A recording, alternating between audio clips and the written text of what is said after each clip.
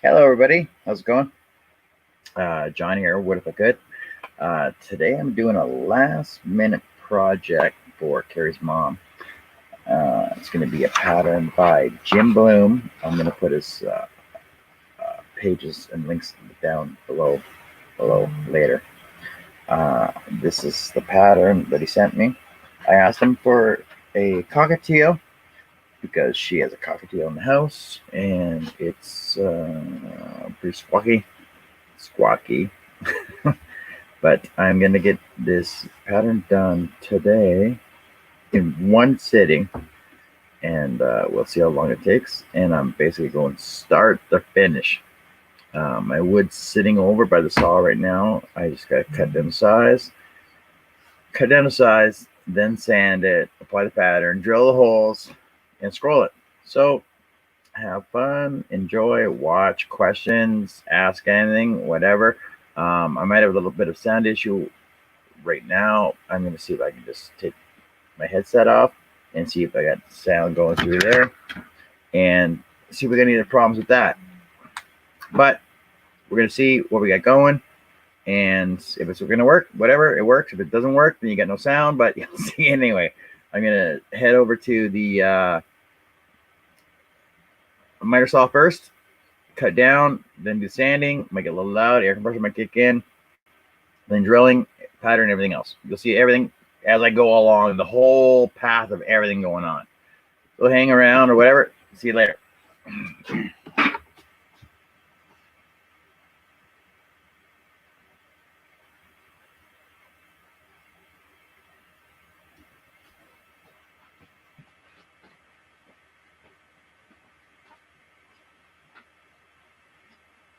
So this is just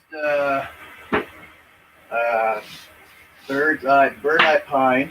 It is a piece of scrap that I had lying around, and I buy them for my growth charts that I make.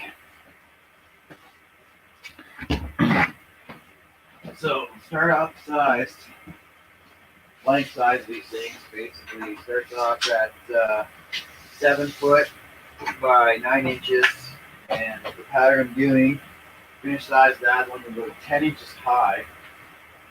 So I just gotta cut a section off of this, but one section where I don't have any knots coming through it.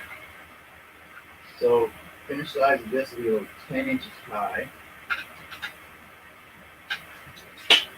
Try at 10.5 though. And it's not that big of a deal of a waste piece because I can actually use the rest of it for other smaller projects. Like I said, it's gonna get loud, but that's the way it works in the wood industry.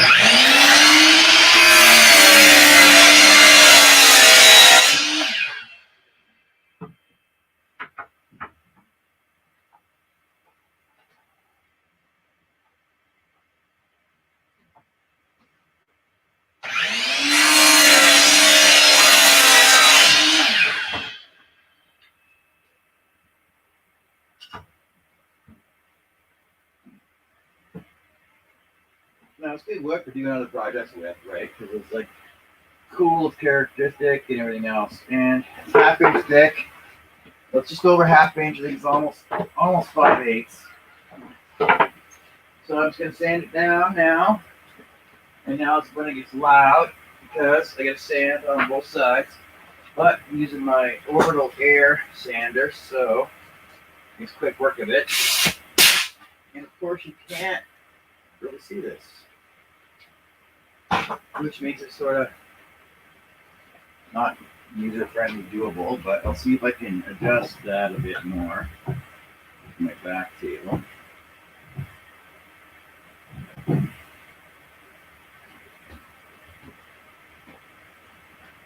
So you can see me, but you can't really see what I'm doing.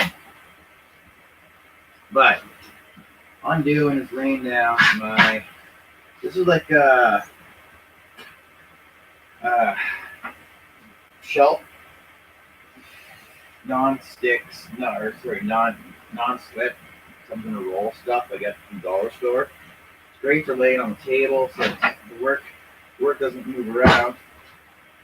And I'm just using my standard, uh, you say 180 paper on my orbital sander. And I always put pencil marks on my wood so I know to sand down and I sand enough up. Usually do it a couple times on each side.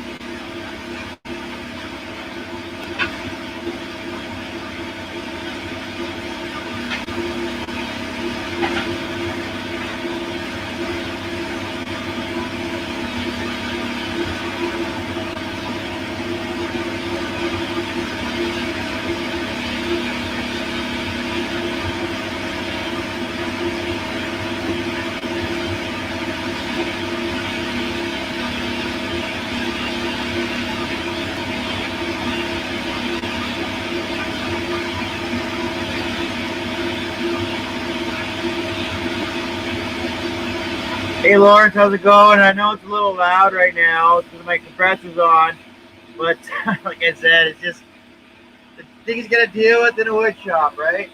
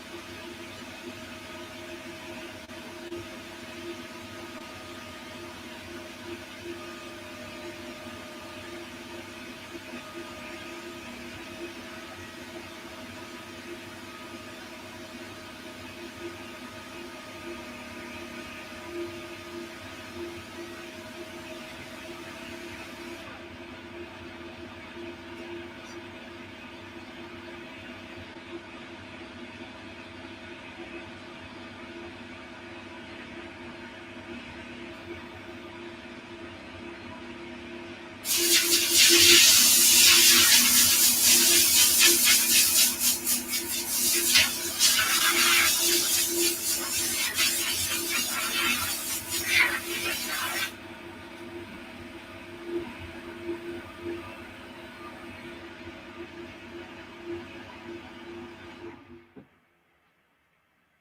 the noisy step one is done.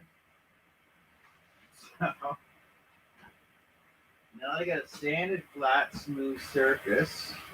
I can get rid of this. And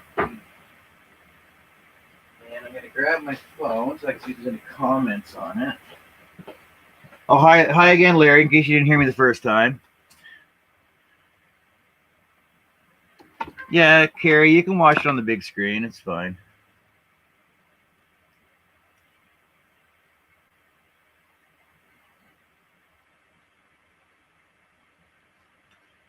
And what I'm making is my mother-in-law's down, so Carrie's mom is here and she channeled us. And she's got a cockatiel bird that she carries around with her everywhere, that she brought with her. So I figured I would just make her a present. Yeah. And basically, it's a cockatiel head pattern. And I got it from Jim Blume. I asked him if he had any patterns of cockatiels. He would look for one for me. And I got it from him. And I'm just going to do it up for her. She should be happy over it. But she's happy with that anyway. And because I love her bird, she'll enjoy that too. That anyway. But let me just see if I can pull up stuff on here.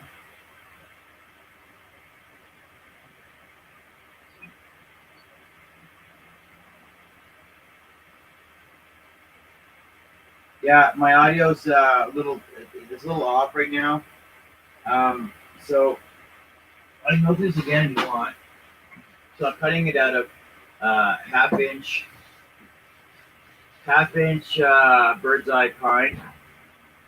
I cut a section off a big chunk that I had, and I'm gonna apply this cockatiel pattern onto it for my mother-in-law, and then we'll cut that one. But it's gonna get more audible when I go over to my scroll saw. I'll have my headset on over there. So, like most of you know, when I do my patterns, I like to use press and seal. Looking for the best way to glue this on here. So you put press and seal on it because I sand it down, glue all the air off. It's nice and smooth.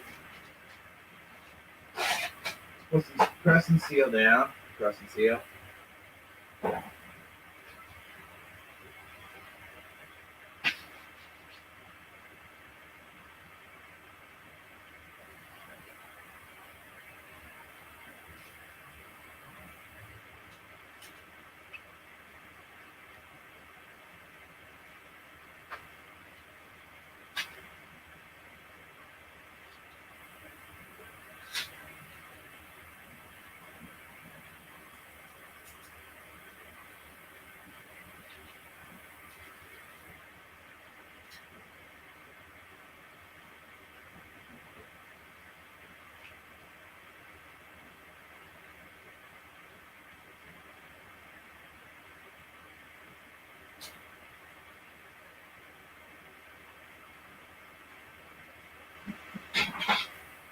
Now let's cut off the excess edges.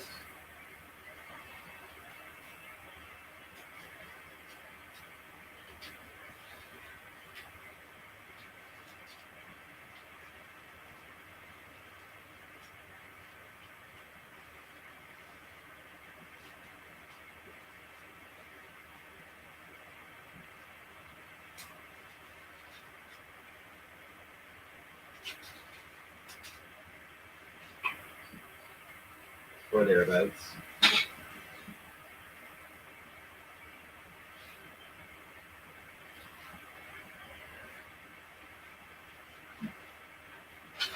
Now we take our pattern.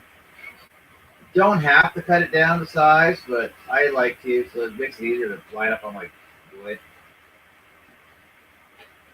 You know, also another advantage by using the Crescent seal is you can still see your grain underneath of it, so you can get a better view of how you want your pattern on there. And also, the smaller I make my pattern, the more easier it is to line up on the wood grain, so it lines up the way I want it to as well.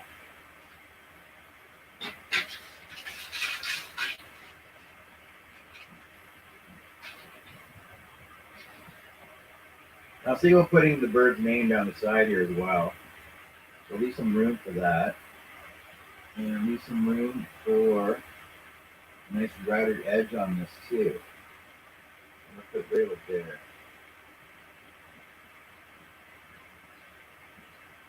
So let me just, draw a quick line of where about I want it at.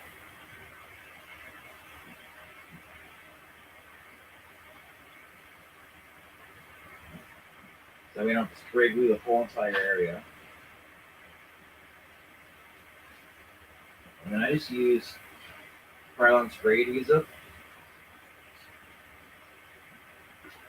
A quick spray of the area I want to do.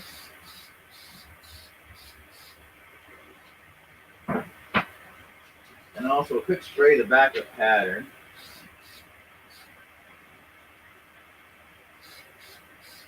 Just because it's contact cement, so you want them, just give it a couple seconds to tack up a bit. That way it adheres better. Come off on. See, just come off on you. And then put the pattern down where you want it at. Right there. Press that on.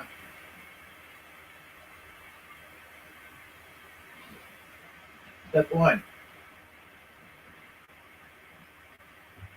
No, I don't. I basically leave about like a quarter or an eighth of an inch around the edge, just so it doesn't come unwrapped on me. Like you can see the edge, like I just a little bit hanging over the edge there, and you see it on the top there. I don't know on that. If you just hang over the edge a bit, it's not a big deal. I just cut all the excess off. It makes it easier in the end. Now I just need a scrap piece of wood. I got lots of that lying around my shop. Just so I don't go all the way through my table when I drill my empty holes.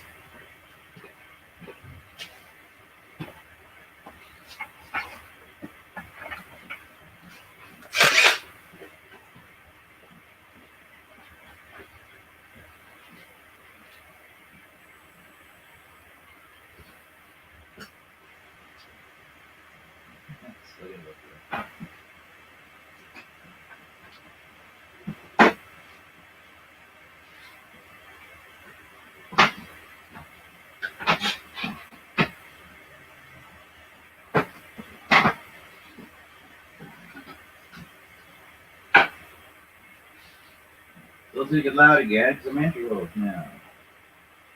Now, since I use a spiral blade, it doesn't matter where I put my empty holes at because usually where I do them from.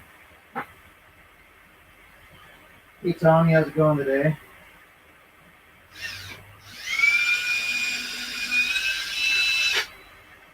I see you earlier in Andy's group, in Andy's apartment this morning.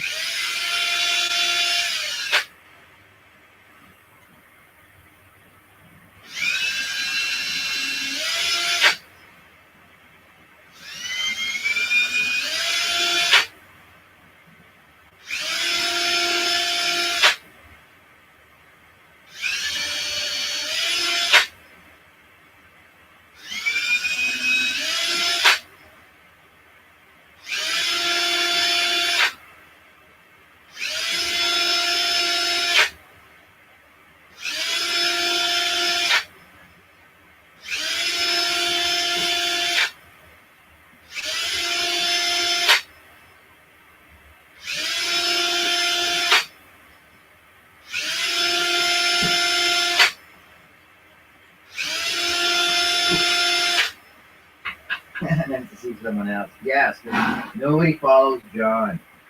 Nobody wants to watch John scroll.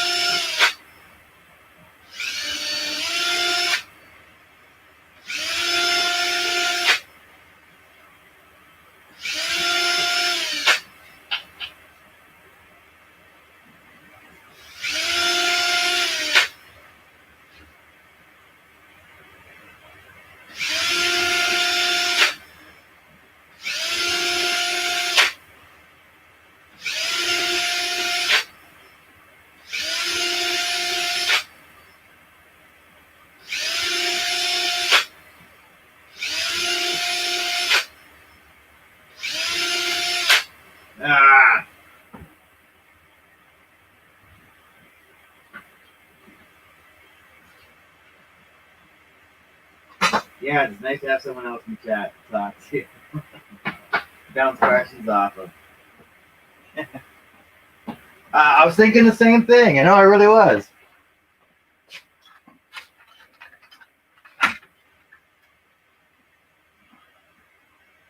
Broke my bid. I just got to grab another bid here.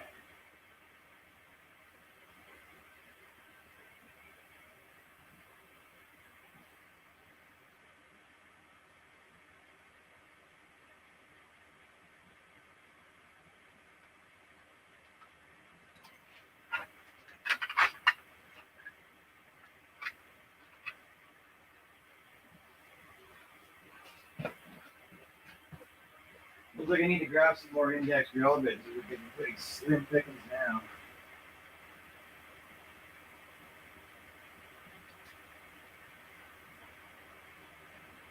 So I'm using a 035 bit. Real bit.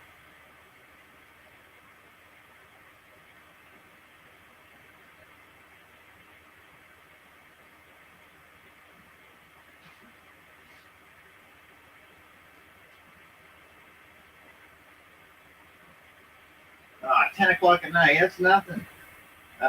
Just watched Charles Gary did a live last night.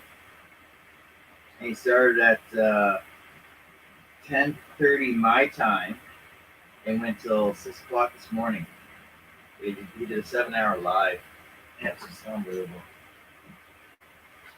Now I'm not doing all these entry holes in here. I'll do like the majority of them.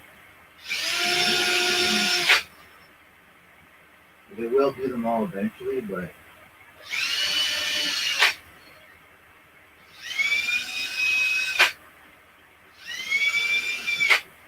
get the rest of them when I do all we need to work and then get everything else cleaned up after.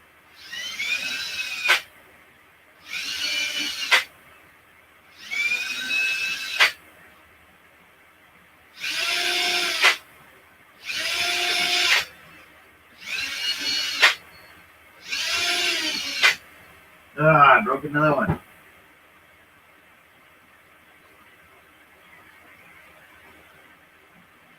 Not fair.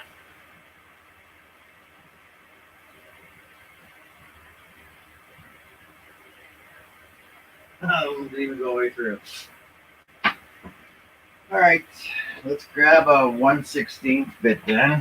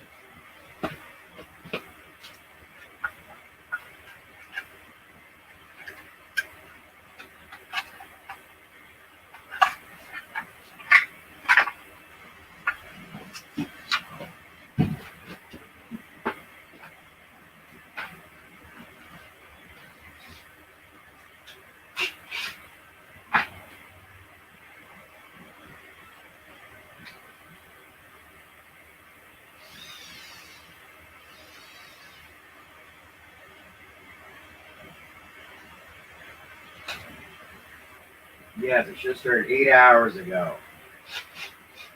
My lovely wife. Because I had nothing better to do with my time. I only have to eat bacon in the morning.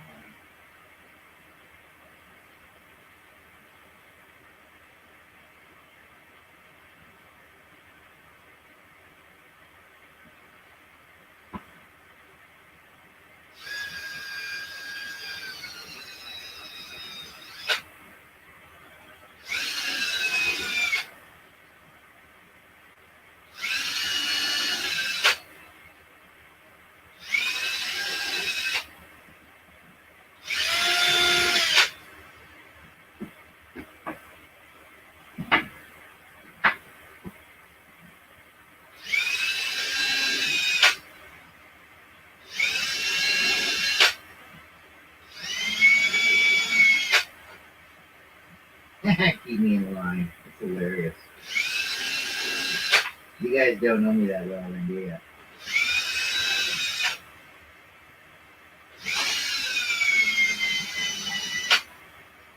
found that broken bit. I'll find it again when I get my scroll saw bit through there.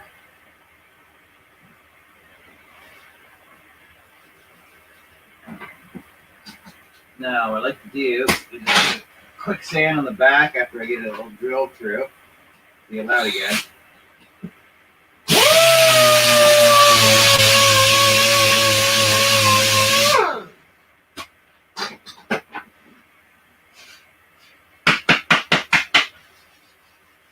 There we go. Here's the back side. Here's the front side. All right, let's go do some scrolling. So, let me bring the camera over to the scroll saw. Let's go walking around the shop. Walking around John's dirty shop.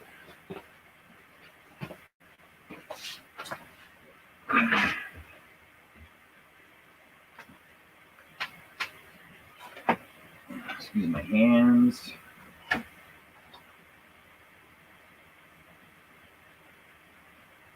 All right. Is that a good angle to watch on? Or higher, closer? Let me know.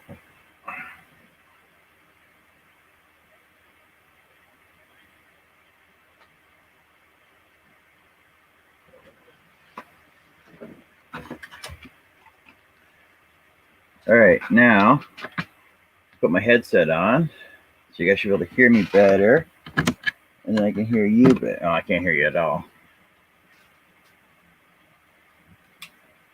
So, come on.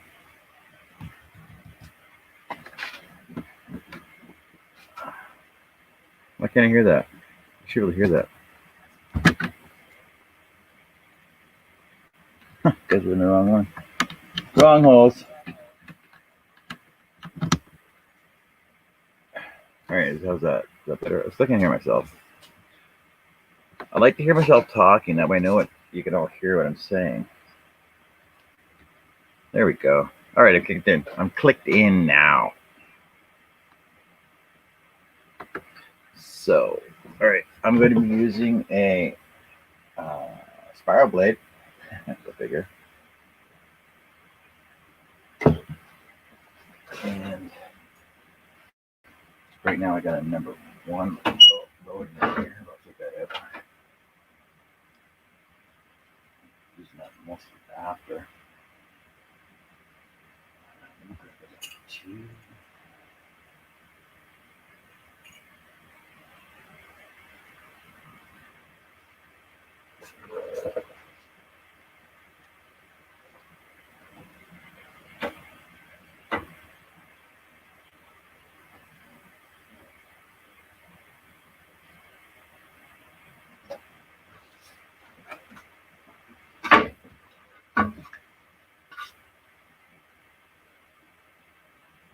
I'm not going to count my holes. I don't really care how many there are, because I'm not giving stuff away. I know it's probably only about 30 holes anyway.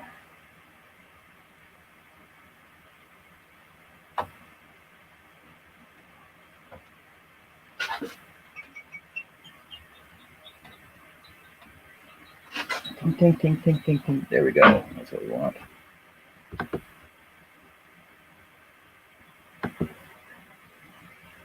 Okay, let's. Hey, Herb, how's it going? I didn't see you come in there. Let's catch up on chat here. So, what's going on?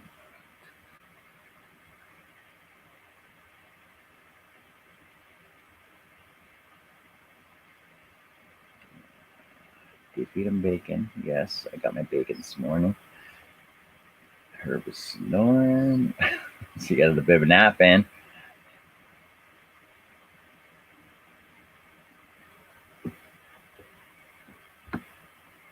Lawrence, Tommy, hello, hello, hello, hello, hello. No, using the big screen or volume, and I'm gonna see. like I said, you can put it on, doesn't matter.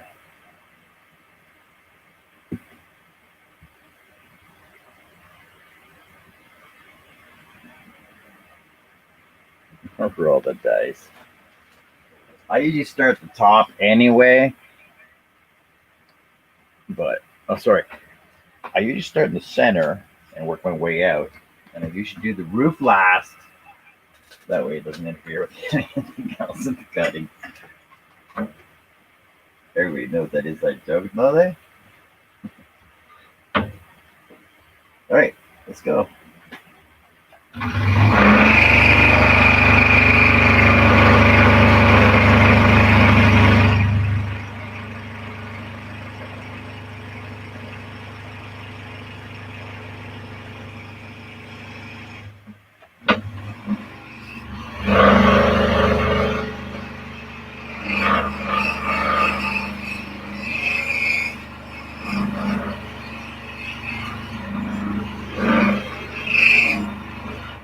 Herb, did you want to come in and read comments for me?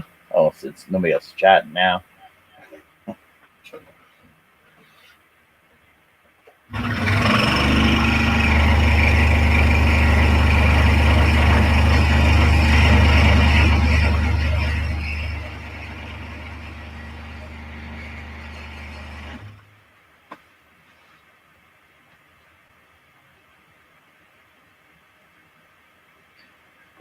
Yes, the press and seal does remove easier. I did a pattern the other day.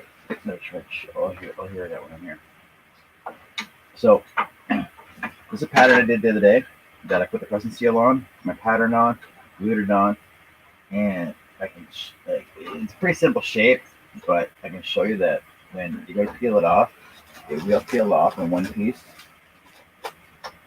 right? And the thing is that because it's sanded at first, like this one here, that you don't have to go back and sand it. There's no glue residue. And on the back side, all I can do is just get rid of a couple of fuzzies on the back. Just like that. And then it's a finished piece. Because I sanded the front and the back like this one before I did the scrolling. So the only thing you end up with is a couple of fuzzies in the back, and you just gotta clean them up. And you got a finished piece done. You don't have to worry about any glue or anything else on it.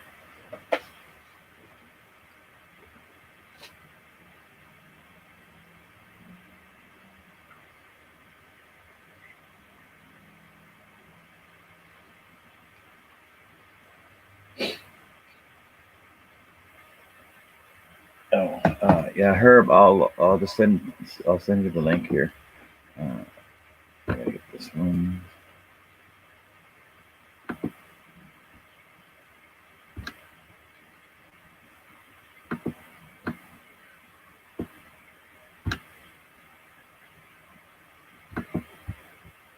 Should have all this done before.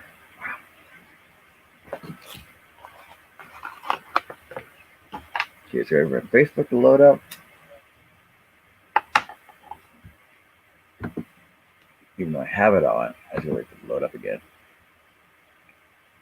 No, it doesn't. Because as long as your wood is sanded, and then you saw me use the air to blow it off, it gets all the dust out of there, and that way when you go to press when you go to lay down the press and seal, it goes on nice and smooth, and it doesn't matter whether you have wrinkles on it. Let's see that. Go around this way, right there. I got some wrinkles on it when I put it down. Doesn't matter because you can actually get them out with a fingernail or a squeegee or a credit card, and then you get all the air out, and then we go put the glue down, spray your glue on, then put your pattern on. It stays flat with it, and also you don't end up with it lifting off. But like if you keep watching the whole video, because like I'm doing all these little cuts in here, I'm gonna go peel it off. It'll just peel off in one piece, which is why I like it too.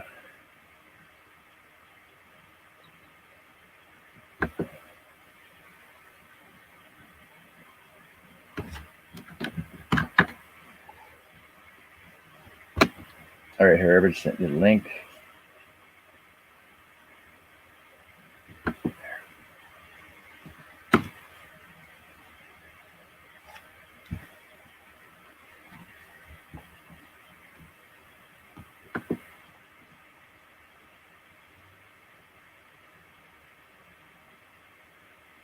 I hope it's sent.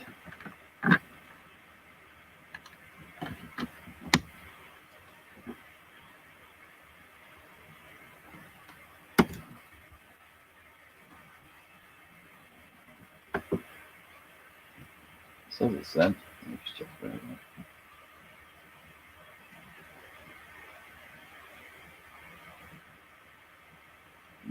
out.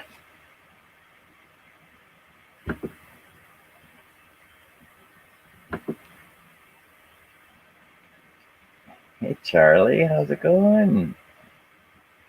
It's weird to see you awake this early in the day, especially since your 7-hour live last night.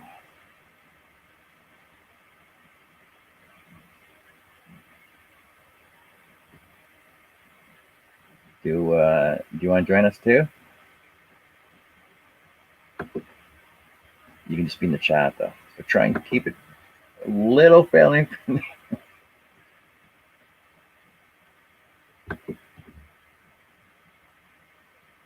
Yeah, but I'm gonna put rules on Charles now. You're gonna keep it family friendly, Charles. Multitasking.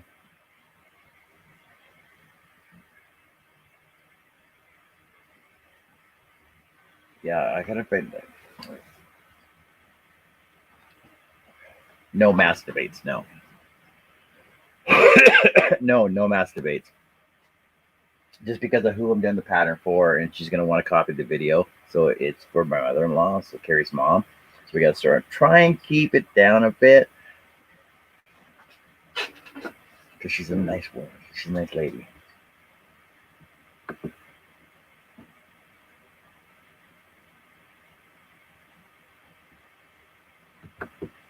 Jesus still didn't go. Oh, you know what? I know what to do. Oh, wait. You got it, right? Okay. I'm going to just copy this.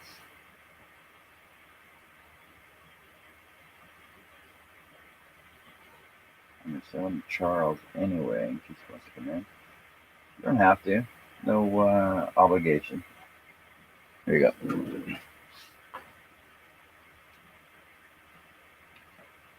Mr. Deere.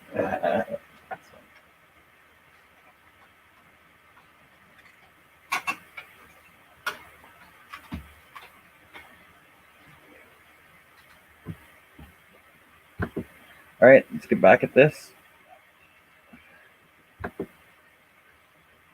See if Herb wants to come in. See if Charles wants to come in. I should just put the link on the live stream page.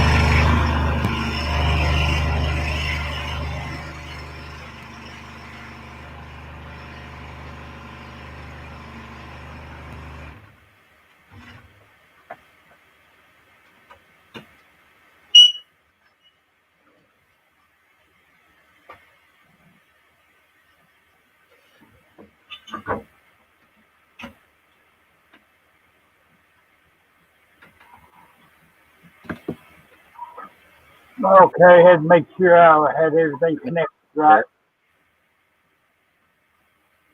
Here. Oh, you're muted. Yeah, I was taking me a drink. I didn't think you wanted to hear me gargle. No, it's no worse than listening to me smoke or drink. It's no worse than listening to Stroll Saga. Yeah, then it's early in the day and I got background noise.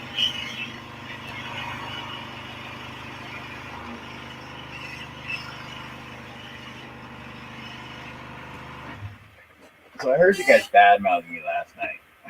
I was watching the video this morning. Dad Malvin who? Me or Charles? It was Charles. Well, howdy, Charles. He said he was going to cut my pay and everything.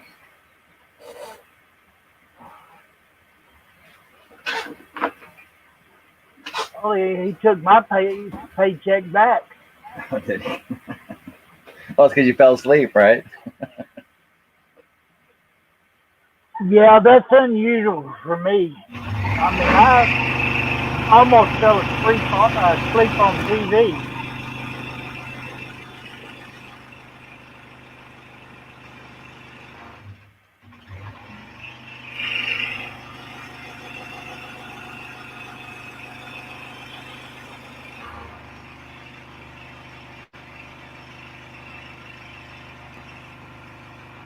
So how long did you actually last for in the live? About the last hour. Oh, okay.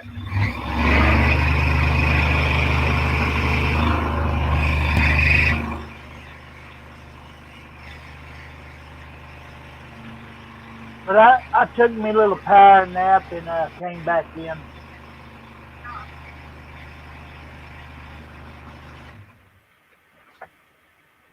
Well, yeah, 7 hours is pretty good long scroll session.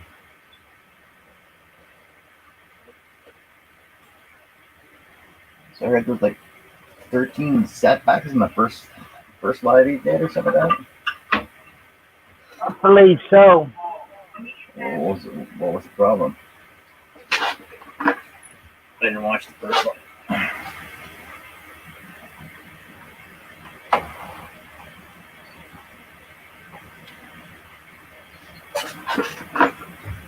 Nothing with my bird, it's your mom's bird.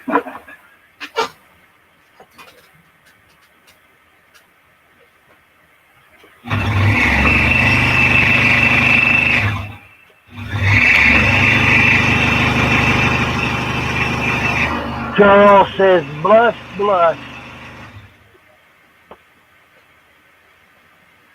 No problem getting a lot of viewers who didn't intended to be there. Well, there was something like almost 300 at one time, wasn't there?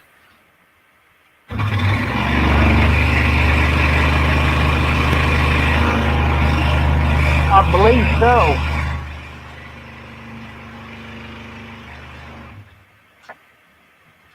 Well, it's a pretty good stream for that late in the morning or early in the morning.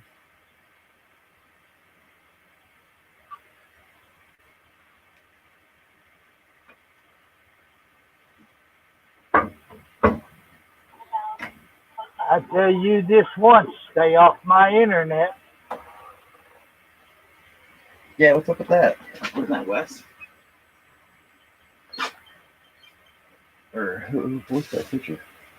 Oh, it was some guy in the chat come in there and told, because it was sending it out to everybody. And the guy thought Charlie was stealing his internet. How? That's what we're trying to figure out. Unreal.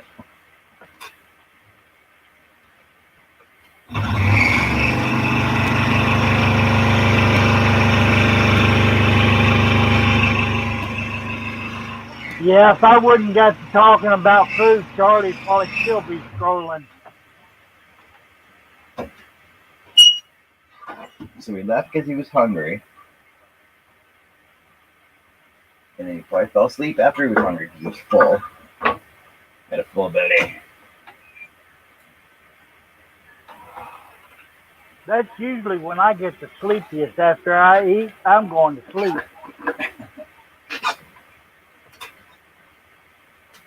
That's why I eat when I'm watching Charles. So for us.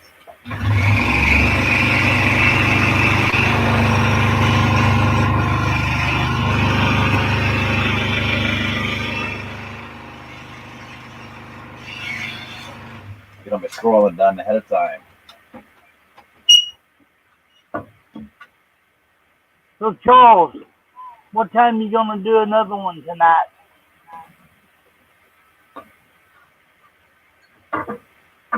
Yeah, start at midnight again. That makes more sense.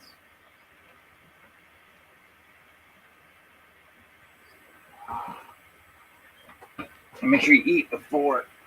Bring some snacks out with you. Doritos or something. Doritos go good. Dr. Pepper.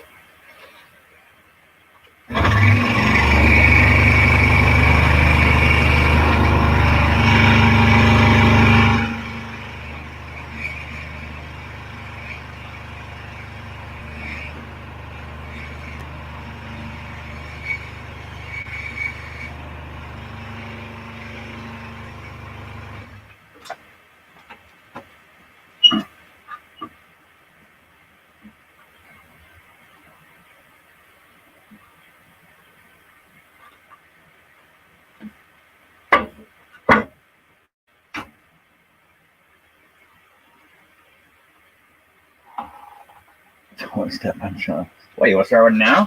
Go ahead. Just give me a minute and I'll be over there once I finish this up, though. So give me about an hour. You said you're multitasking anyway.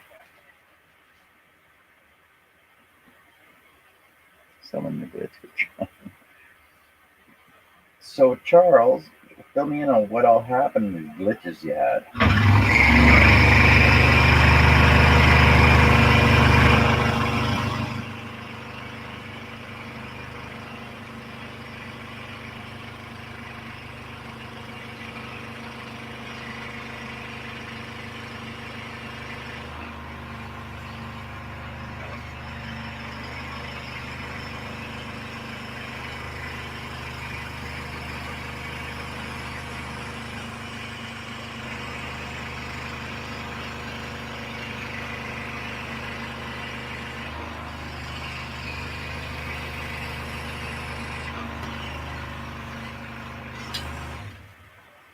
Charles says right now I'm just sitting here, cannot multitask.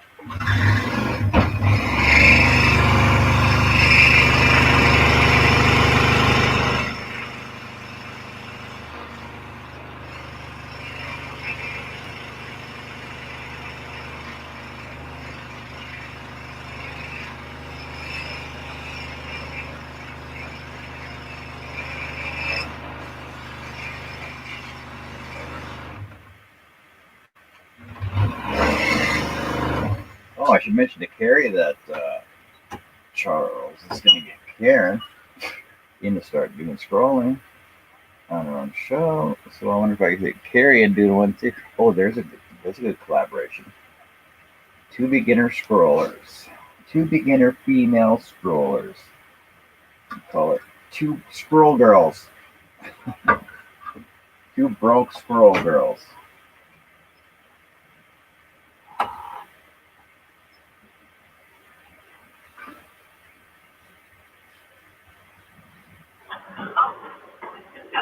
Lawrence is asking you a question, John. Does that pressing seal also act like a lube?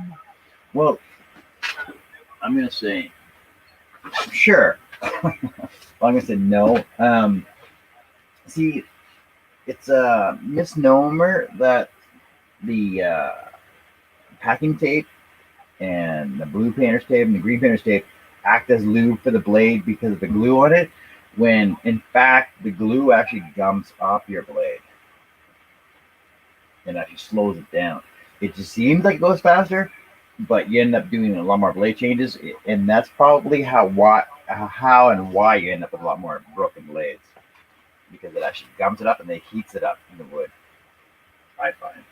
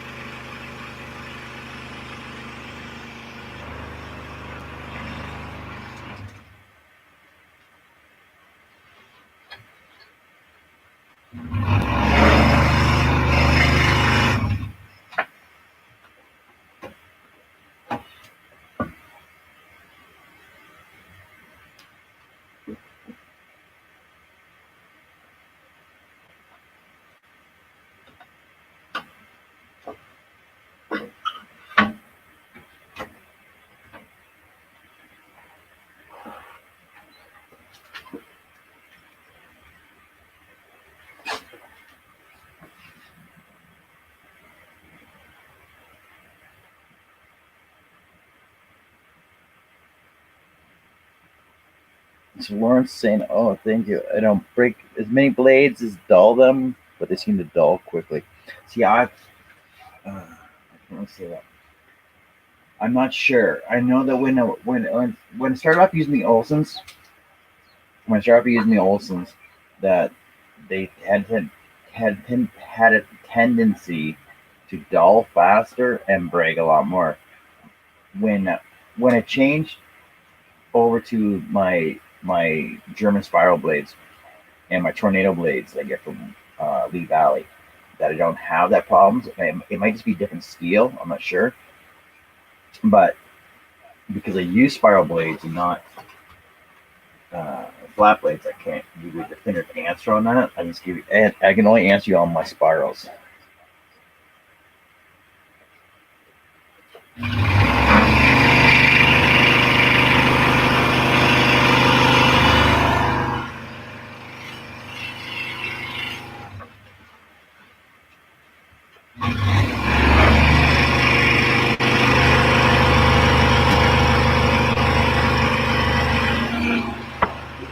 Having a little bit of technical problems. What's that? And I was having a little technical problems. Technical problems. Yeah.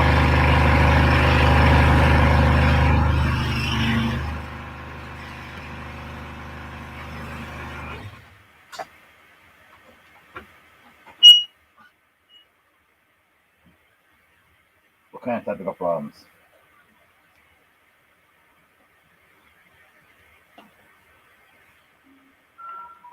This blue, yeah, this Bluetooth on my laptop. It's Yeah. trying to connect to my phone. I had to Okay. turn the phone off. Well, you just turn the Bluetooth off on your phone.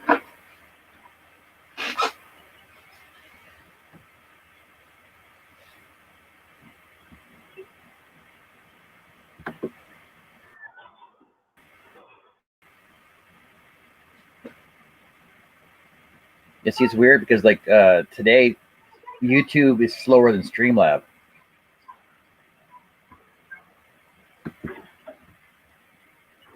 Maybe they finally getting it fixed or something. Yeah. Charles is tired. Tired from sleeping too much. Get too much sleep today. That's what the problem was.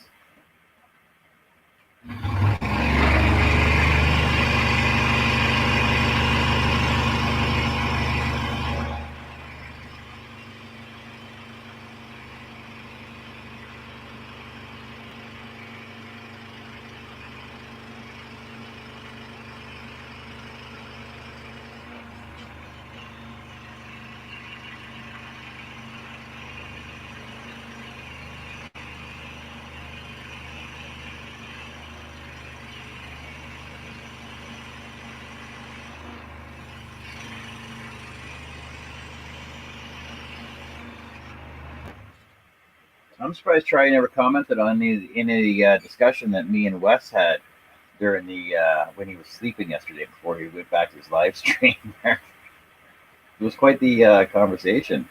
Did you were yeah you were following most of that, weren't you, Herb?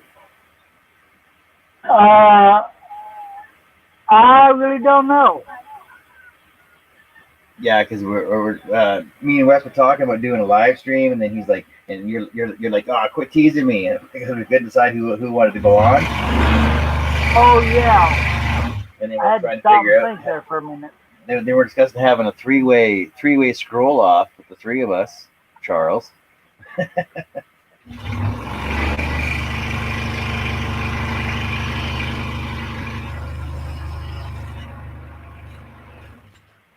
And Wes is like, oh, I'm too busy.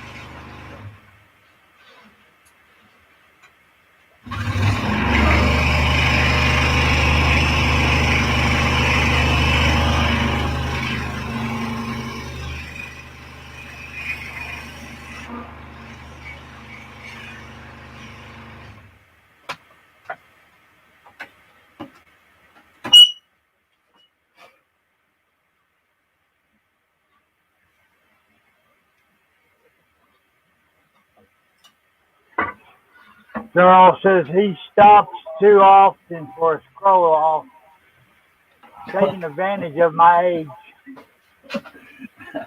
Well, it's like me and Wes were talking, or like me and Wes could probably do the same cut in about the same amount of time. But it's gonna take Charles about 3 months to do it. Well, it's all right. It took me 2 years to finish one of my cuttings.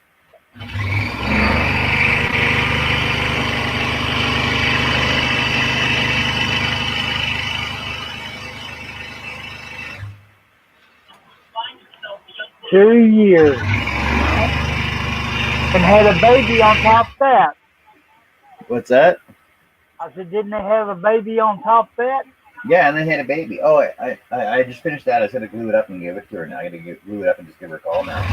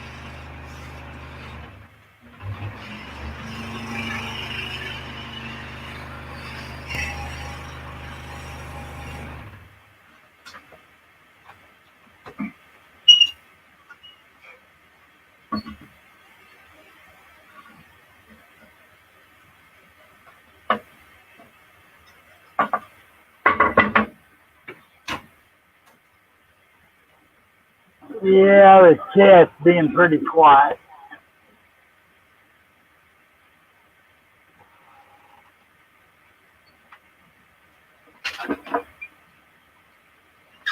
That's all right. I won't hold back your pay. Pretty quiet out there, Herb. Come on. Lauren says, I still got the holes to drill on my turkey pattern. You haven't drilled those yet? You should be doing those right now. Because you said it was going to take 4 days to do those.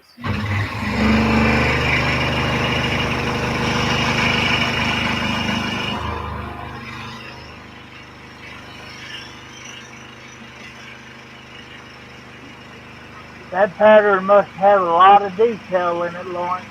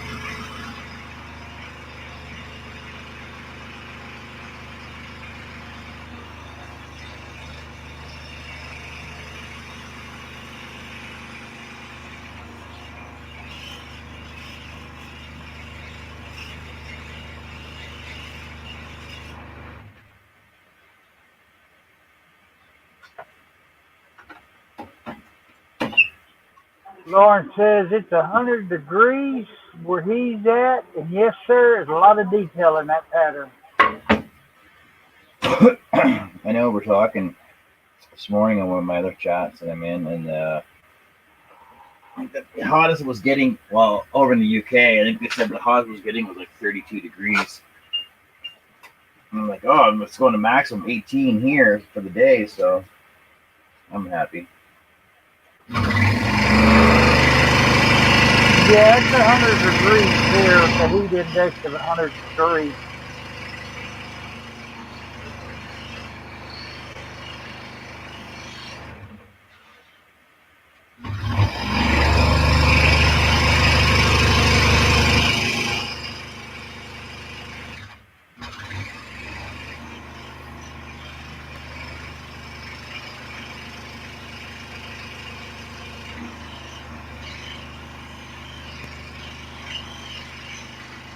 You probably already said this, but what type of wood is that? When I bought it, it was called bird's eye, bird's eye pine. Basically, it's like the third cut off the tree because of all the knots that are in it. Oh, okay. It's got a pretty nice grain pattern. Pretty nice grain pattern on it, though. Let's see all that grain on there.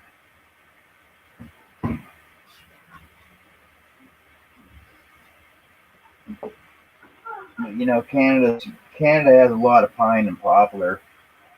It's the cheapest. Well, it's not the cheapest wood. It's just the most economical wood for the price and size you get for it. Yeah. Okay, Lawrence, thanks for that information.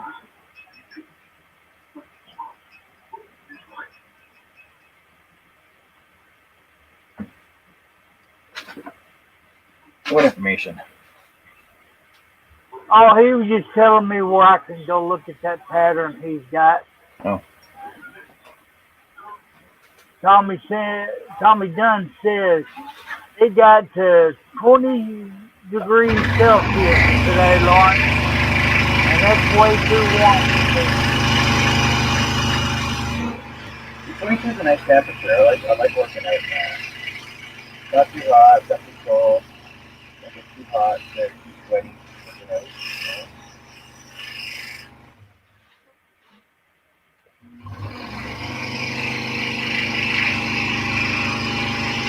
Yeah, I may have to move up there where I can get comfortable.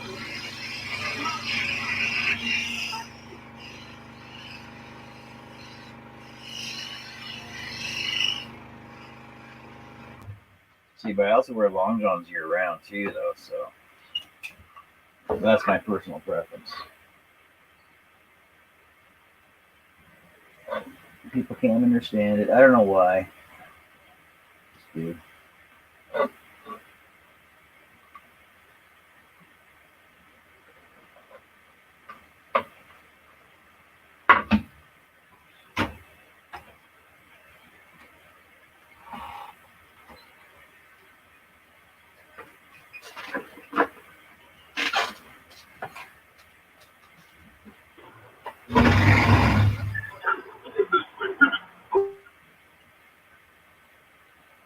Yes, a gross is 12 dozen with 144 blades.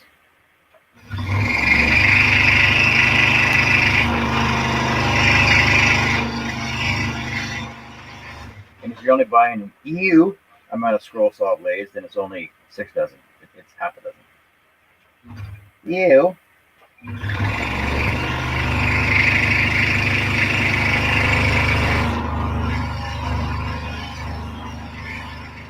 Yeah, I got a new catalog for Wooden Teddy Bear in the mail today. What'd you get in the mail? Sorry. A catalog from Wooden Teddy Bear. Oh, you better order lots of Charles patterns out of that. I'm going to order any patterns. I'm going direct to the source. Yeah, the only way to get cheap patterns from Charles is to win one of his contests.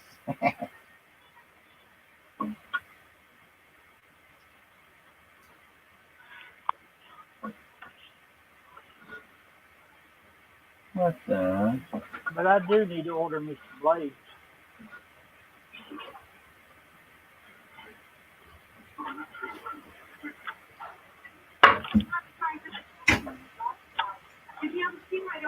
Yeah, I think they went up $3 a dozen.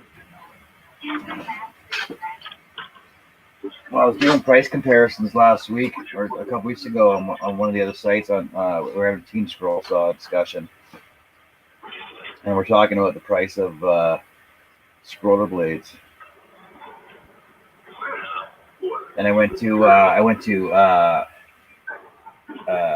Wooden Teddy Bear. I went to Pegasus, and I went to Scroll America. Oh, and also Sawbird. And Sawbird was the cheapest in Canada, even though Wooden Teddy Bear was in Canada as well. And then compare those prices to Lee Valley in Canada, and it's still unbelievable the price they want for blades. Yeah. Some of them just get outrageous on them. $3 a dozen. Yeah, Can't 3 dozen. I can't remember how much my order. Cause I know the blades I usually buy, they're about $36 for a gross. Yeah, if you buy growth from them, the flat end spirals is 30, 50. Wow.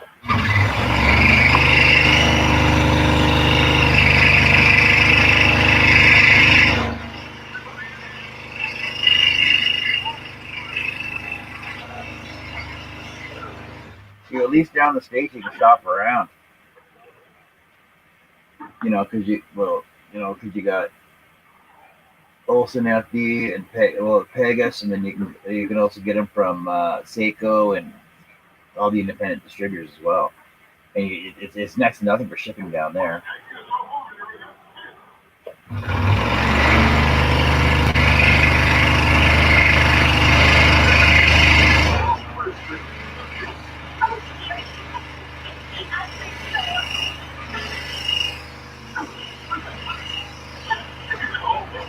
Yeah, wooden teddy bear, Charles, for the flat end is $30.50 a gross.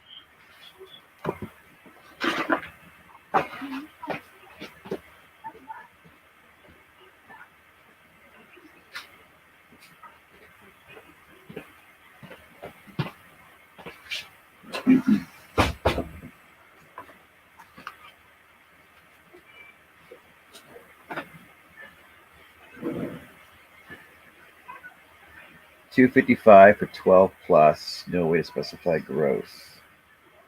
That doesn't make sense.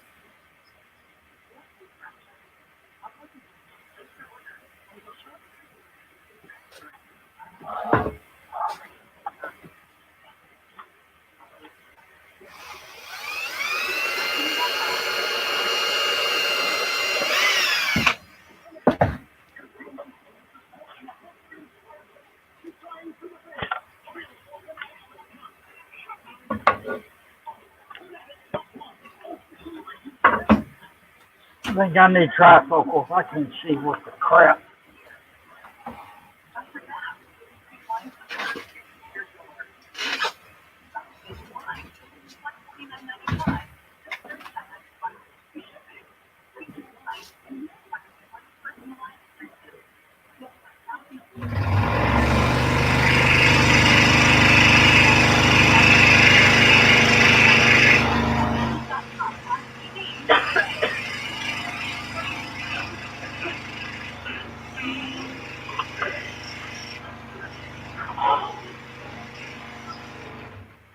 Did you want work? How can I help you?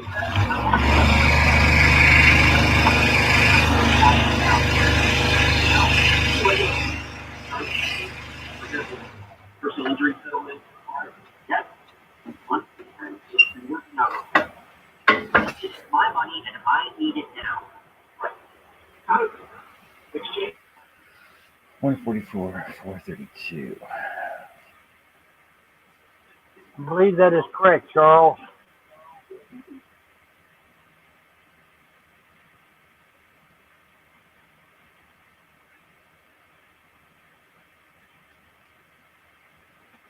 Plus tax, plus shipping.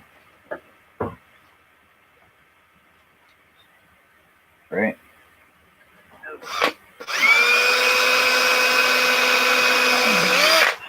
I don't think they do charge tax. Maybe they do. It's been so long since I've ordered from them.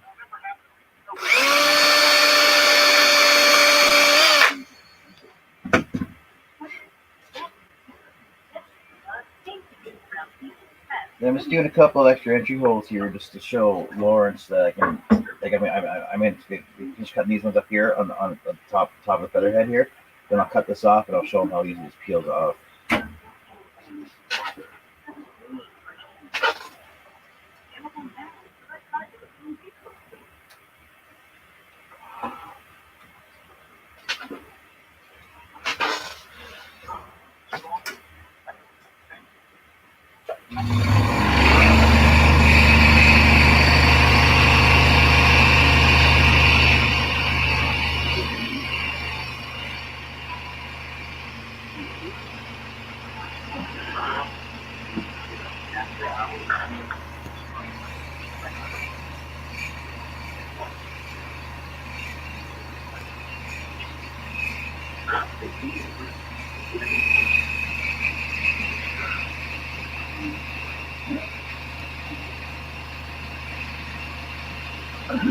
I don't know, Charles. I usually call them.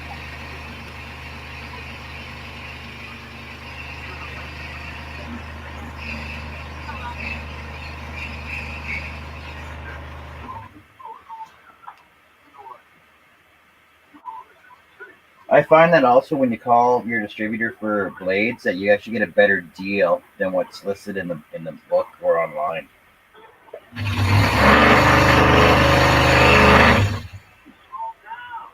Yeah, the lady I always talk to at Wooden Teddy Bear, her name is Sherry.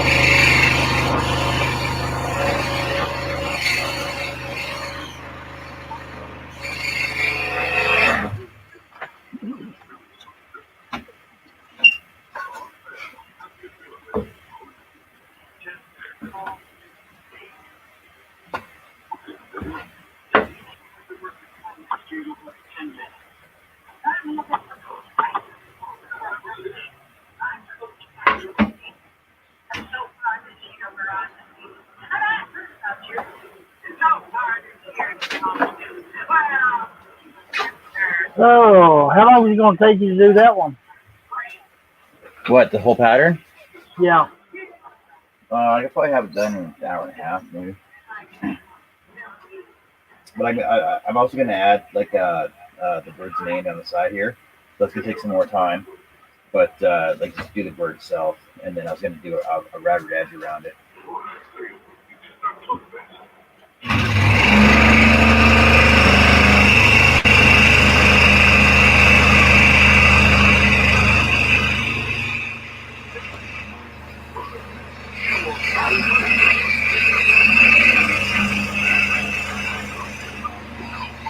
I promise if y'all hear any snoring in the background, it's not me.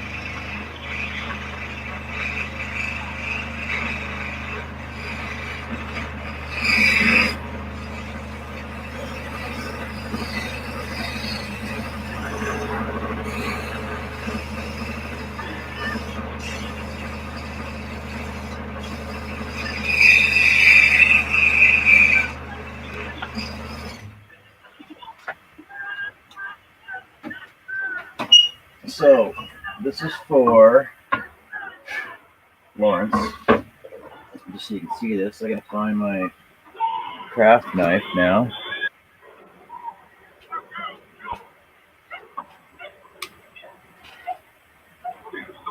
I'm just looking for my craft knife.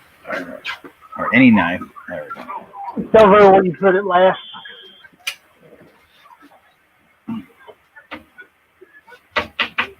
So Lawrence, just to show you, I'm just gonna cut the press and seal down here.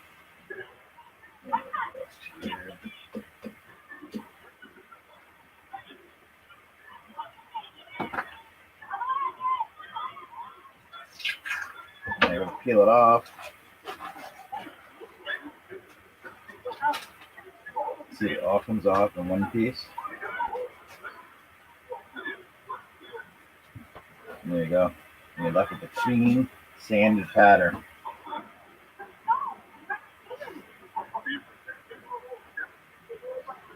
Yeah, I'm going to have to remember that too. And the back side, like I said, I just gotta get some fuzz in the back, so I'll just give it a quick sand and then get rid of all those. But that way your top is finished and flat and smooth still from the original sanding on it. And like the pattern is still in one piece where I cut it off at. Just so you know.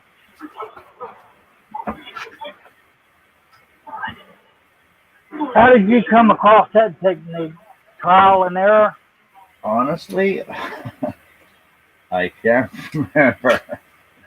I can't remember how I originally came up with it, but I know I was practicing with like I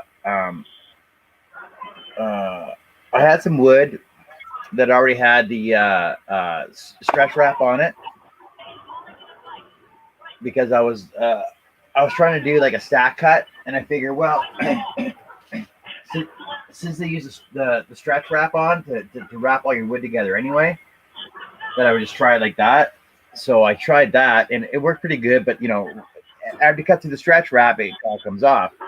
So I was figuring, I was trying to look for different ways to do stack cutting instead of wasting all my green tape, instead of using up all the packing tape, because the packing tape just sticks to the wood and rips the grain off.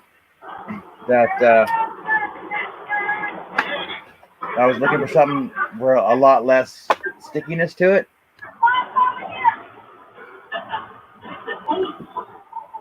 So I was just looking for something that had a lot less stickiness to it, and that's how I found out with the stretching seal.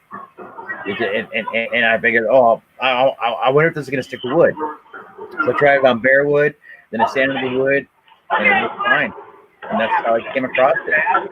But I'm probably not the only one to figure that out, though. But I'm probably the only person that actually promotes it. Yeah, you're the first one I've ever seen do it. But I mentioned it to everybody that I come across that wants to know about it.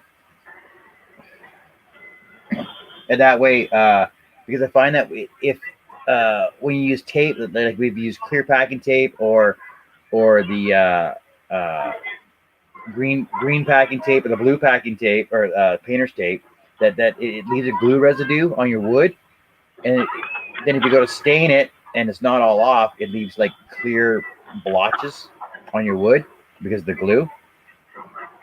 Yeah. And it's a boot. It's a boot, it's not a boat.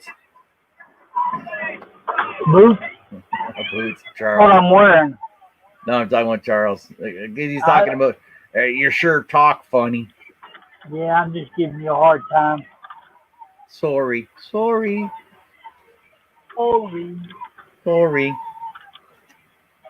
It's a boot that you wear, not a boat that you drive in. But yeah, I came across it, and like I said, I try to promote that to everybody I talk to. Not a lot of people have actually tried it though. I know Charles never tried it, but everybody says they want to try it. I know a couple people that have tried it and actually are still using it, so it works. It's like I said, it's cheaper than using tape, so.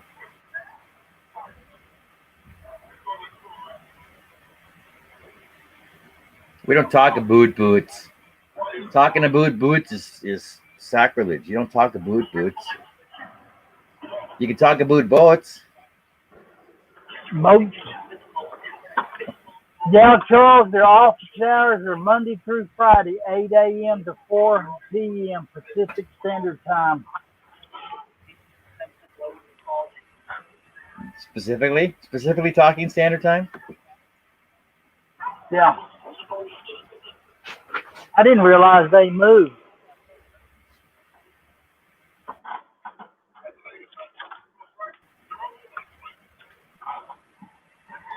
So now a lot of these smaller cuts in here, a lot of these smaller cuts that are, because patterns are usually made for bigger concepts, right? So a lot of these smaller ones, I'm actually going to just join these up to there, to there, to there. They're basically just veining cuts anyway. And like for the eyeball, I'll just cut these onto there and join these up like this. Because it's all at your discretion or whatever, right? Yeah.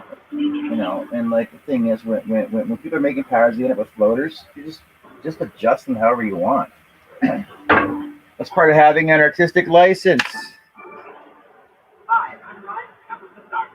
Too much talking. All right, I'll get back to scrolling, Charles. Dang, glad. I'm going back to sleep. All right. No, I'm not. I'm just kidding you. I'm up for the dirt racing. I don't know how you can sleep with that TV so loud. That's not loud. Really?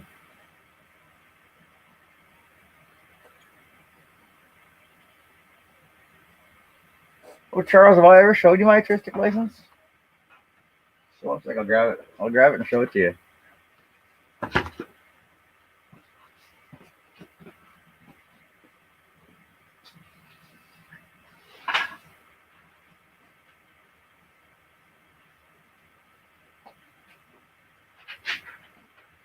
Yeah, I really think this TV's got a mind of its own.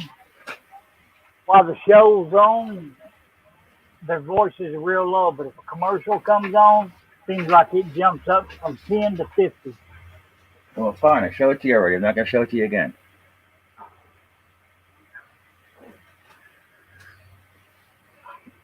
Are you cutting two at a time? No, I'm only cutting one. So it's half inch pine. It's supposed to be tape measure right there. It's sold as half inch, but it's probably 5/8. No, it's actually 3/4 inch thick. It's 3/4 inch thick, but if I wanted to, I could be fancy and cut it in half. I could resaw it in half, and I'll have two of them. But lately, I've been finding that cutting stuff in half inch is more durable and lasts longer. It's easier to cut actually, and basically when I do one-offs anyway, it makes it more custom and more specific to person I'm doing them for.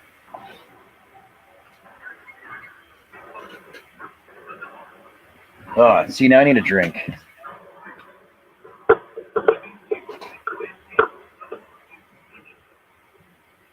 I need some peanut butter.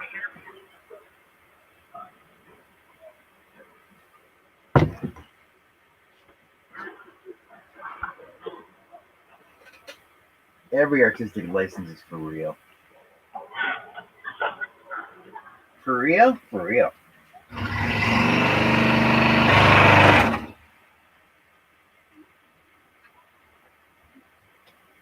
Okay, Charles.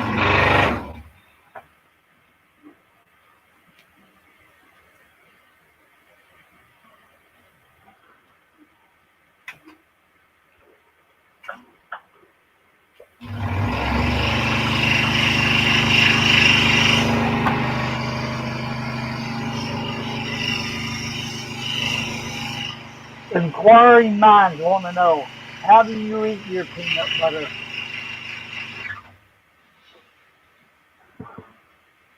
What's that? What are you talking about? Peanut butter? I said, inquiring minds wants to know, how do you eat your peanut butter?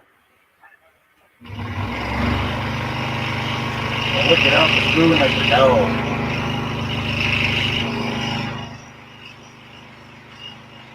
My wife hates it because every once in a while I'll put it on bread, but I really don't like eating bread. I'll just get a spoonful, get in there and get me a big old spoonful of it and eat it off the spoon. I guess it depends on what kind I'm eating, though. If I'm eating like chunky, then I'll eat it on toast.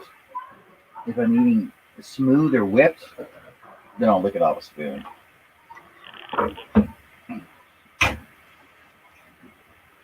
Drives her nuts me doing that. That's not how you do that. Are you 5 years old? There's more than one way to skin a cat. That's right. There's at least 5.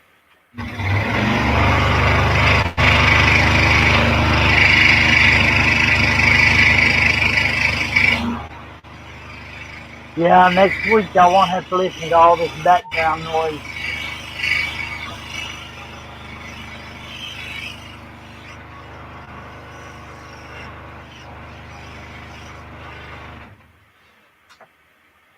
Then on my camera angle, with my hands in the way all the time.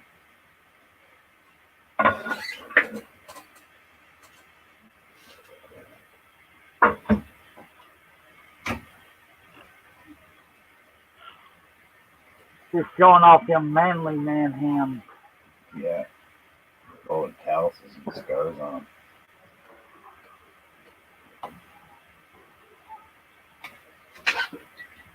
What were you guys talking about last night about losing your man card? Oh, there was a couple of us in there that don't watch football. Charles said you need to take away our man card. Like real football or Yeah, or, football or or American football? American football. Oh, so not real football, like fake football. Yeah, that overpriced paid bull crap. Because you know American football is not real football, right? Yeah. Waiting for Charles to come up with something now. You know, because you play with a shorter field, or like Canadian football. A less wider field, unlike Canadian football.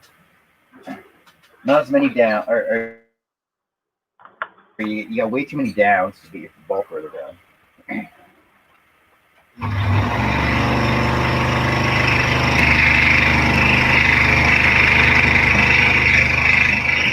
Lawrence, you are correct, sir.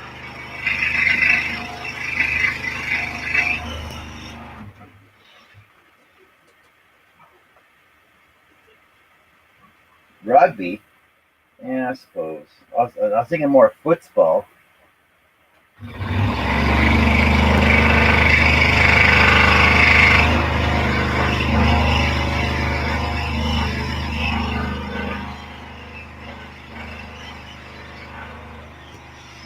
The only sport I ever watch is YouTube.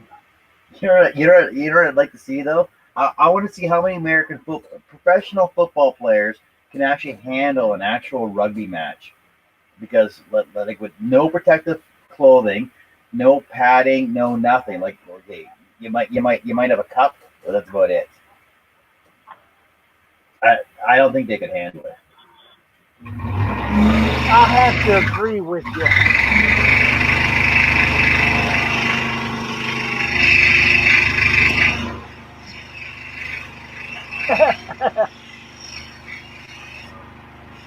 Lawrence said he'd rather watch golf than American football.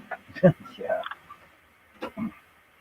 Well, then it depends on what kind of golf. American golf, American golf, or English golf. Isn't it the same? No, it's a huge difference. See, It's that's like why I American. don't. It's like Why I don't American. watch it. It's like American bowling and Irish, English bowling too. It's totally different. Huh. See, learn something new every day. And you don't see a lot of Americans competing in international darts, but you do it. You know, you see Scots and English playing darts, international darts. Well, it's like the biggest thing that gets me is when here. Let me put my the biggest thing, the biggest gripe I have about American sports is how they figure that they play the World Series with all American teams, but yet it's a World Series, but they're only with the American teams. Yeah. And they play whereas like the World Cup for soccer is actually the world teams playing. And like when they play for like the Masters, it's only Americans that are playing the Masters, but not the rest of the world. So you're not really Masters. You're not really playing a World Series because it's just American teams. Yeah, that's why I don't watch any sports. Well, it's like NASCAR. Hey, that's me swimming. Let's turn. NASCAR. See, I don't know how they consider that a sport, because you're one guy making left-hand turns, on an oval track, right?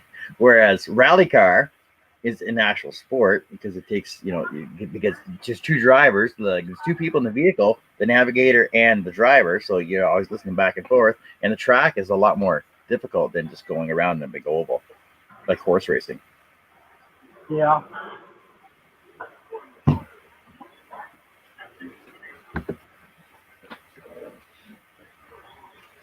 That's one thing we hardly ever do in this house is watch any kind of sport.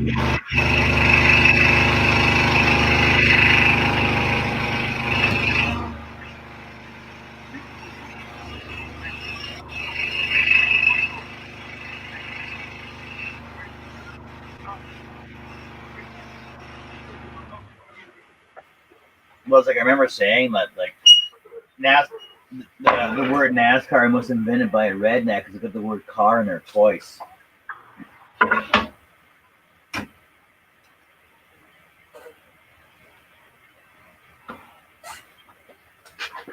Just you know what they're doing on the cars and not trucks, right?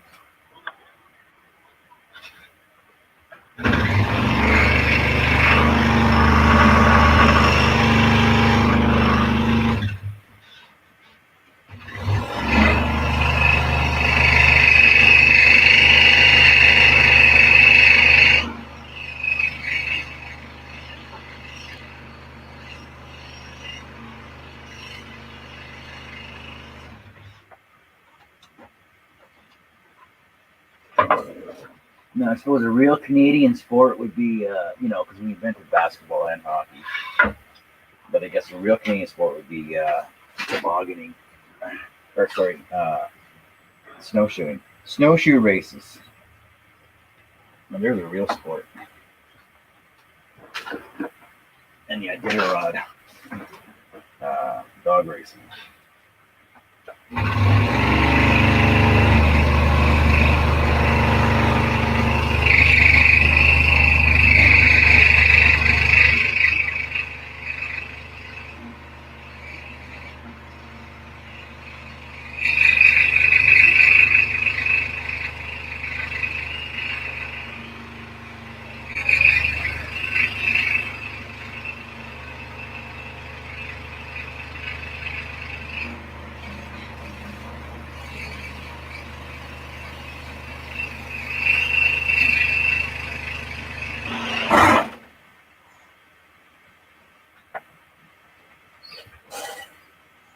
It is not a broken blade. That just came out of my bottom holder.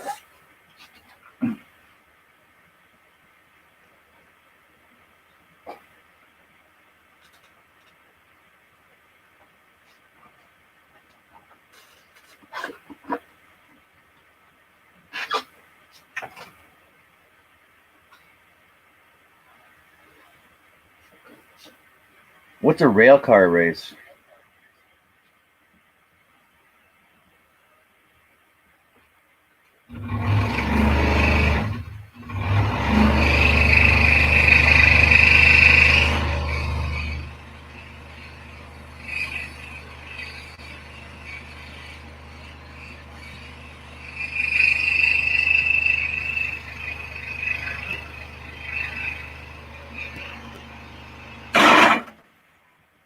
When I hear rail car, I'm picturing trains.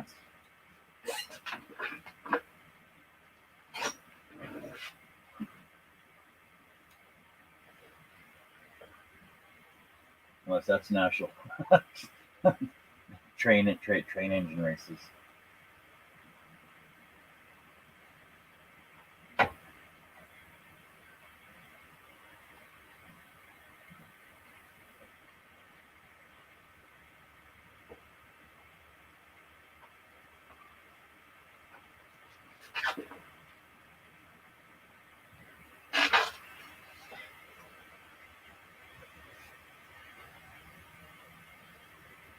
Hey Mike, how's it going?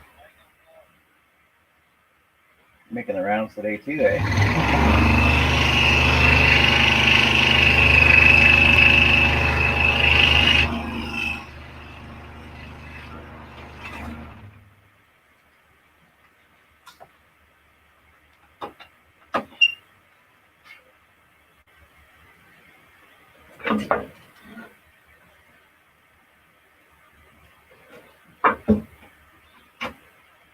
I think from now on I'm gonna find patterns that have roofs on the top of them.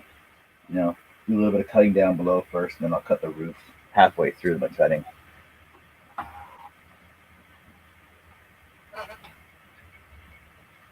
Oh,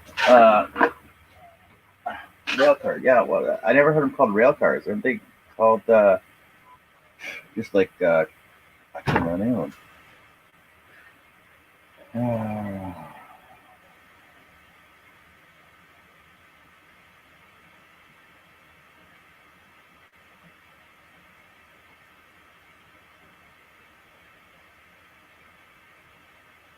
I thought there was like a different name for it though.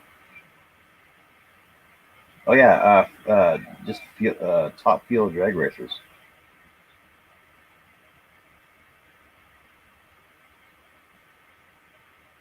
Diggers. Oh, they're called diggers apparently, or dragsters.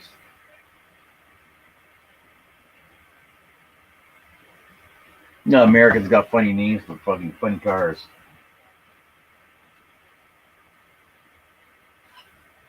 Yeah, because if you Google rail car, it comes up with actually like cars.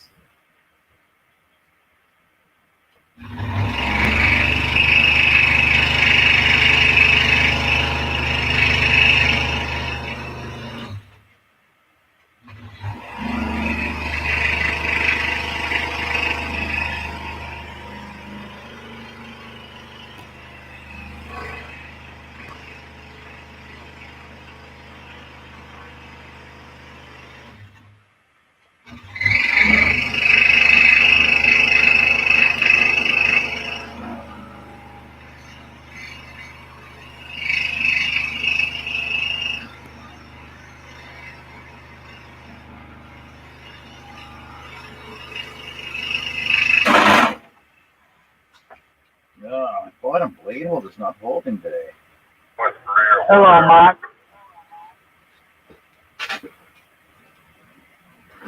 I don't know why it's doing that. Oh, I know why.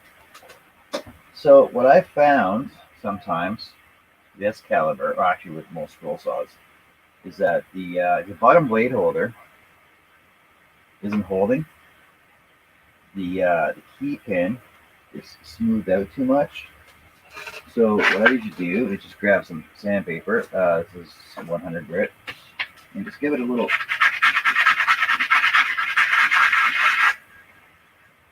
Sand a couple different directions. You can't see that. Right there.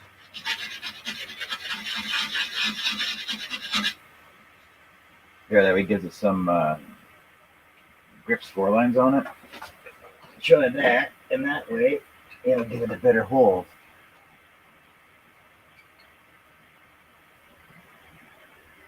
Now, I'm not sure how other scroll saws have the hold downs on.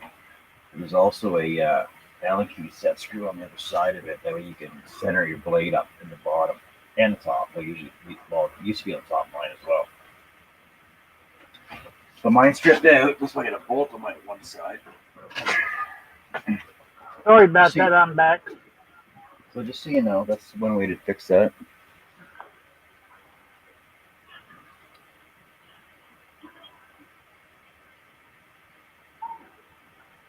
My father-in-law got into a talkative mood. Oh, so Lauren says when you do that, you get it uneven.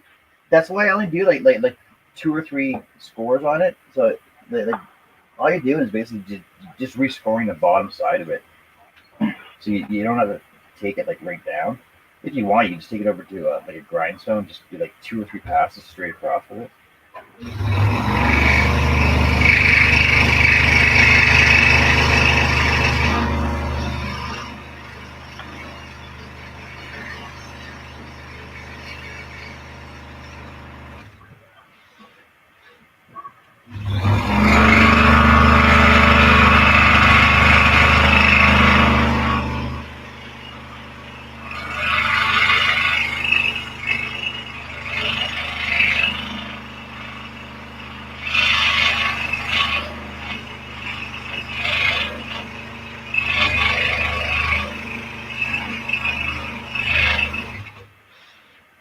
Yeah, I missed a whole slew of comments there. What the hell, Herb? Well, my father-in-law, My wife don't answer her phone. He calls me, and then he gets into a talker mood, talking about a bunch of BS.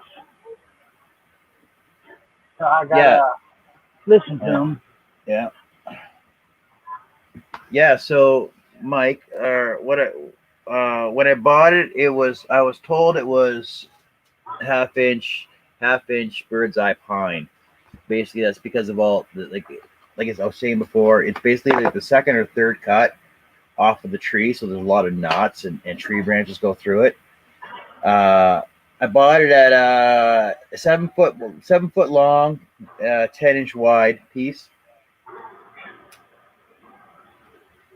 and I use them for my growth charts. So the finish size of my growth charts are 6 foot, 6 foot, 6 foot 6 by 8 inch wide.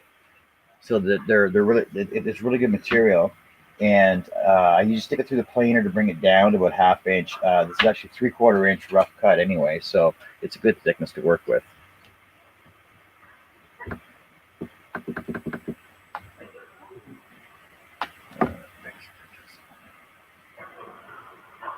Oh, See, I've never used the Pegasus blade adapters. Because the Excalibur, I don't think well, actually, I think they were based off of the Excalibur blade holders anyway. Do you know if they were, Herb? Have you heard that? uh-uh. Because as far as I know, they look pretty similar. I'm just not sure like where the concept came from, but I know they're basically made for the DeWalt's though, aren't they? The DeWalt's and Deltas.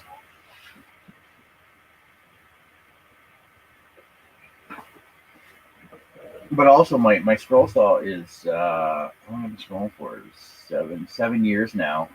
So 7 years old. I've done like no maintenance on it because it's pretty much a maintenance free tool. And the only thing I have done is I replaced the top my top tensioner because I am tensioning it too many times. It rounded it right down, and that's also why I use a piece of sandpaper under it. It also holds the tension a lot better. And then my set screw on the opposite side here stripped out, so I replaced it with I retapped it and put a 7/16 head bolt into it, so that's like a 3/8 thread. I think it's a 1520 thread or 1420 thread. So I retapped that, and then I made this fancy little holder for it. That's the only thing I've done to my whole saw. Oh, and also my air blower I had to tape the end on because it was too much winding on the end. Other than that, I've never even had it open to grease it in 7 Oh, years, Lordy.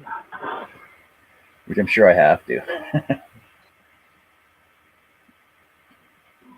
Nah, it doesn't need TLC. It works perfect. It works perfect. Besides, I find that if you fix stuff that isn't broken, that's when you end up with problems.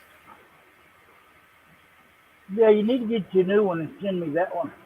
Yeah, yeah. I think I need to get a. You know what I need. I need a 53-inch Pegasus. You know, so it's got a 53-inch throat on it, so I can do huge stock.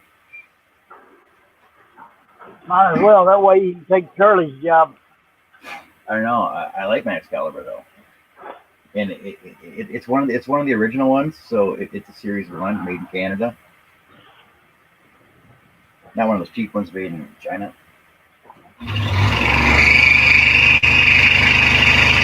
Yeah, if we had a fixed place, I would say considering about buying one.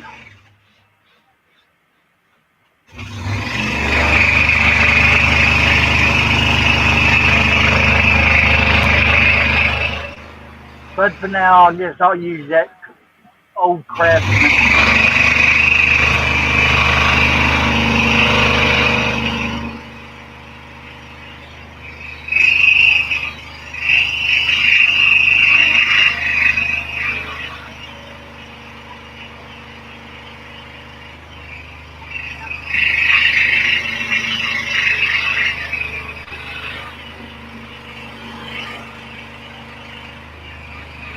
So, Herb, you remember the day we're talking about cutting Jim Blume patterns? Do what? Remember the other day we were talking about cutting Jim Blume patterns Yes, sir. that he posts up and stuff all the time? So I was looking at, and I said I've never cut one of his patterns, right? So I said he posts them up there all the time anyway, and Carrie come out and asked me if I had a pattern of a cockatiel. And I said, well, I don't have one, but I can look for one. And I actually messaged Bodis, see if he had one. And I messaged one of my older friends, Pedro Santos, if he had one. And I messaged Jim Bloom. And Jim Bloom answered me back, said, oh, I have one I was working on, but it's not a finished pattern yet, which is this one right here. And he had it back to me in like half an hour. He's like, oh, here, try this one. So I'm like, okay, I'll try it. And so this is actually the first Jim Bloom pattern I've done. And he's never even posted this one up online yet. Well, that's neat. Yeah. So I said, yeah, I'll give it a try. I'll cut it. I'll give you a mention. I'll put your link up on my page. So the message he gave me back was, he says that his page is for all the good of others, and his patterns are there in the photos. So my page is all for the good of others, and my patterns there in the photos are all for free. My way of giving back. So, here's a shout out to Jim Bloom. Check out his page, check out his patterns. So, Yeah, I went over there and looked the other day. He's got a lot of neat patterns. he's got a lot of patterns.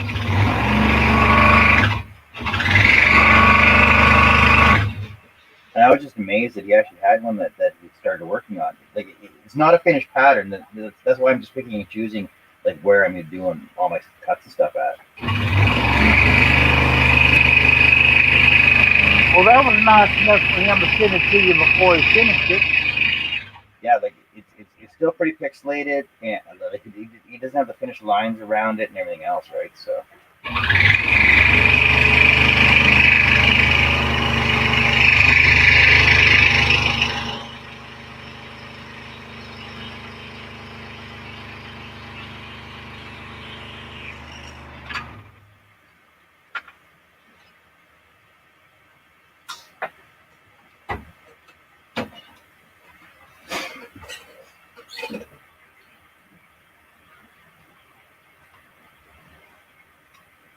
So how long have we been doing this for? Oh, I've been on here almost 2 hours. That's from the start, though. That's from when I started cutting my wood and sanded it and everything else. So.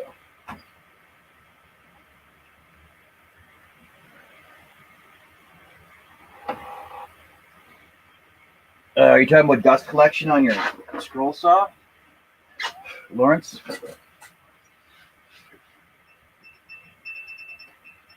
Because currently what I have, let me put a camera on here for you. Currently what I have, I'm going to get wonky here for a second. Okay, so my Excalibur came with the table. And on the table was this scrap piece of wood that it came shipped with. And what I did was I bought a half horse dust collector on the floor here. You can see that. There's a better half horse dust collector, 110. And I went down to Lee Valley and got a adapter for the bottom end of it, right there.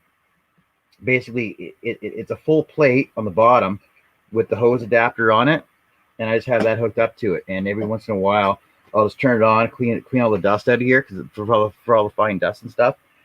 I find it works really good. And I also have an air ionizer or an air cleaner up underneath the bottom there as well. And when I'm doing live cuttings, I don't turn them on because they're way too loud. But that's what I use. So, and I think the dust collector, I think was $80 at Princess Auto. Princess Auto is like our Harbor Freight. because I got one on my scroll saw and I got one over on my over there on my my sanders. I got one over there so that and I made a adapter for it so that I can switch between my spindle sander and my belt sander. And my 1 inch belt sander, my 6 inch belt sander use the same hose port, but my spindle sander uses a different size hose port. So I just made an adapter out of plywood. That we can just adapt it over, switch it over. It works great. It works good. Lee Valley, is that in Canada? Yeah. Lee Valley's like woodcraft.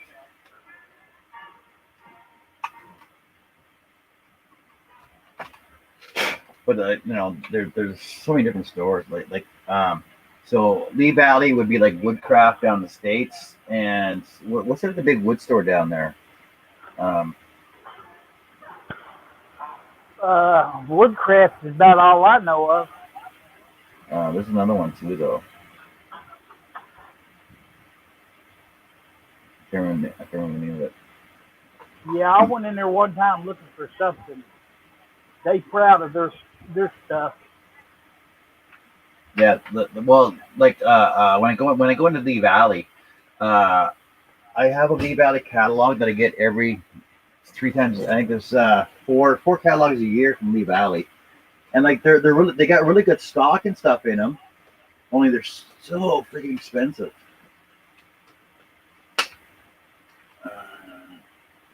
They're so expensive though,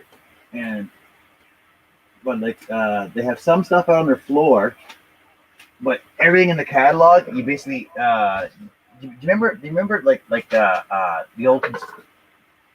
I don't know if you guys had consumers distributing down the States. We had it up here, and basically it's like catalog shopping. You fill out this piece of paper, what you want out of the catalog, what page it is, the number of it, the stock order number, what page it's on, the price of it, everything else. You take that to the desk. They go in the back, fill up a box for you, and then bring it out to you, and then you pay for everything all at once. Huh. So you can't really look at the items before you buy them. But I'm like, okay, well, I want to look at these, but I'm not going to buy them right now. Just let me look at them. Oh, no, you got to buy them. If we pull off the shelf, you got to buy them. I'm like, why? Well, because then there's a restocking. There's a restocking fee to put it back on the shelf. I'm like, are you freaking serious? Like, yeah. Get that? I'd walk out. I know. Like I want to look at it so I can see if it's going to work for me for what I'm using it for. Because if I'm going to pay $300 for a router bit, I want to make sure it's going to work for me, right? Or a planer or something.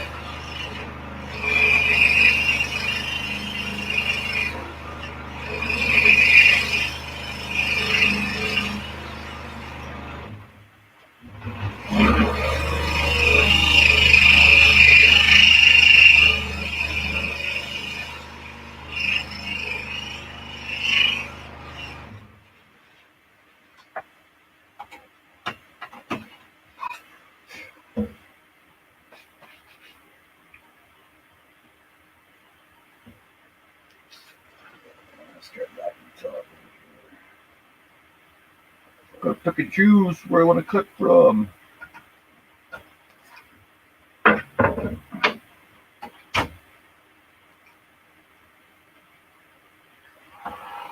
Yeah, so since I broke two drill bits, and they were my last number 65s.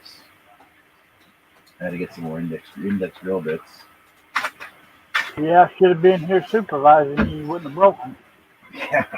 Well, I just got to use 1/16 now.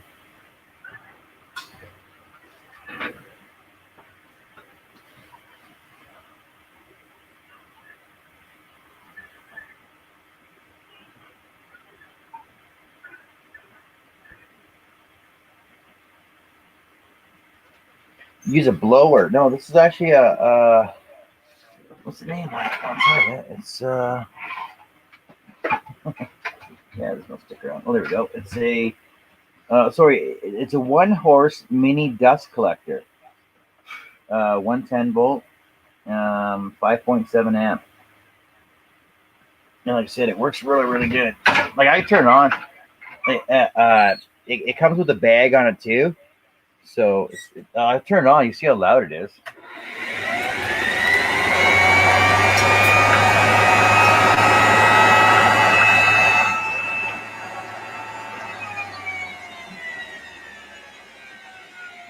Sounds like the Batmobile fixing to take off.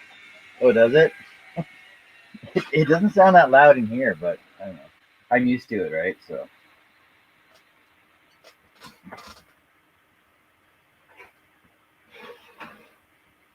It sounds like a little turbo you want in your car.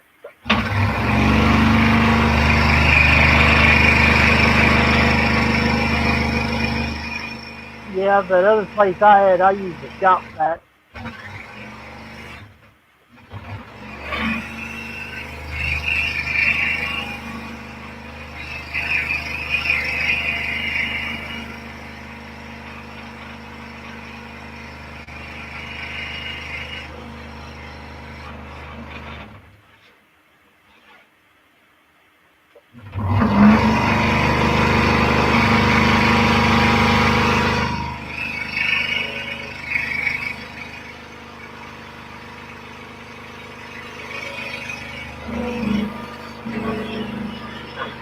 Midnight Joker says you can fly that thing. Use it what? Oh, you can play that thing. Yeah.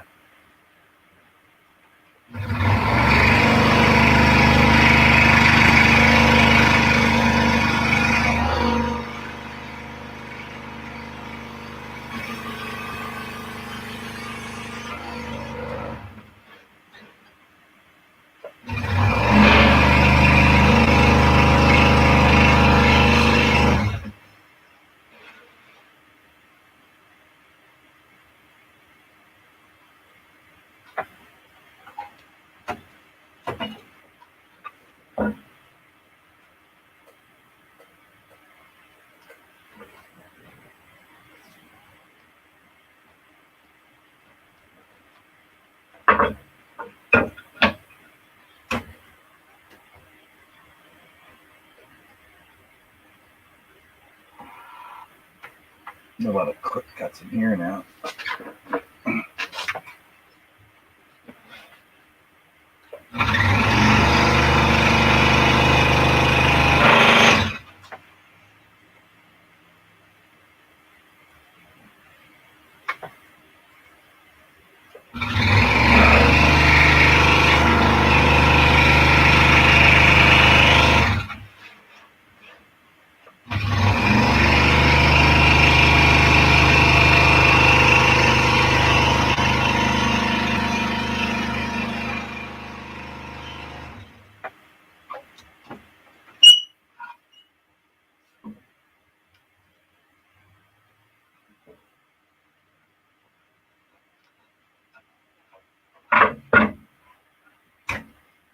So is Charles going to be doing them live? Do you know? I don't know. He said he'd be right back a minute ago. Before that, he said he was getting tired. Well, maybe he's going to have something to eat and take a nap before he comes back.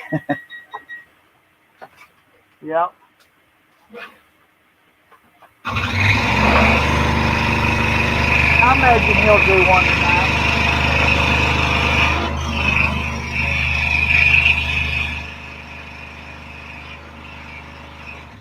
Well, I suppose since he was on here, I should be going in on his.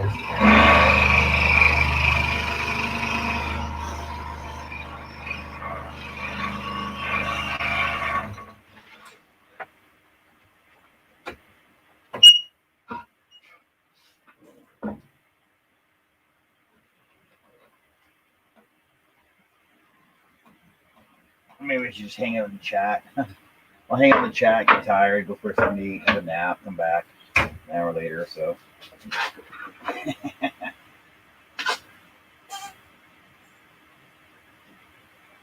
That would be a good idea.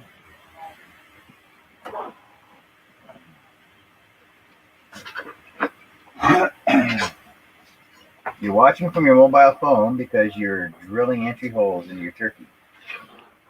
Right? All right, Tommy, thanks for joining. You can see it. Oh, you can watch the rest of the video tomorrow when you got nothing to do. Or you can just check on the page. I'll have finished photos on there for it.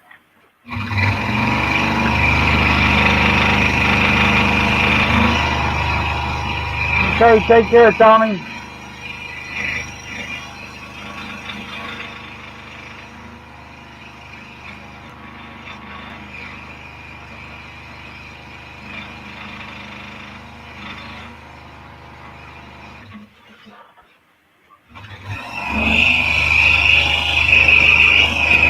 Hello, Barry.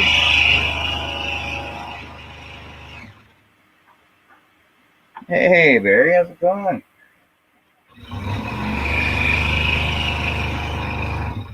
Haven't seen you all day, and then you show up at nighttime. See, there's somebody else I thought was sleeping right now, too.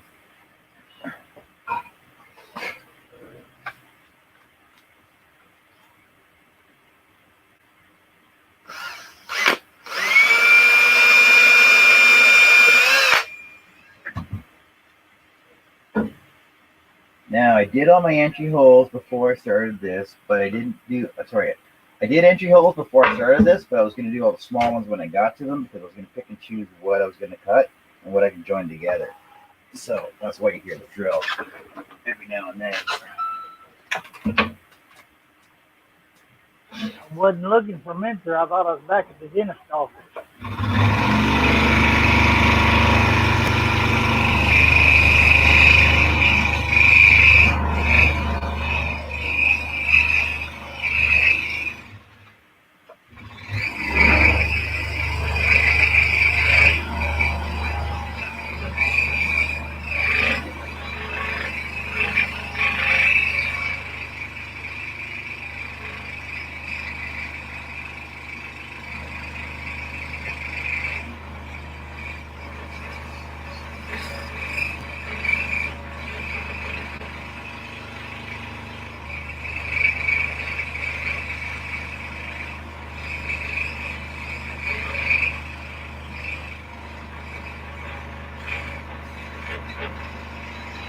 Yeah, you was talking about food a minute ago. Now I'm starting to get hungry.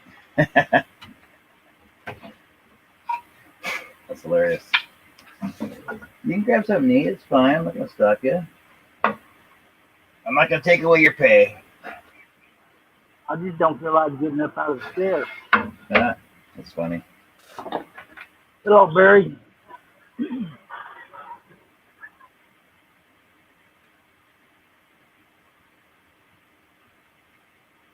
Now, before I get any questions, what I'm doing right now is because I have so much tension on my blade at the top here that it tends to curl over, and I can't get it through my entry holes. So I'm straightening it back out a bit, so that way it'll go right through my holes. Yeah, look at that. I'm through that time. So rather than throwing out the blade because it's bent and won't go through the hole, we're making a bigger entry hole to straighten it out.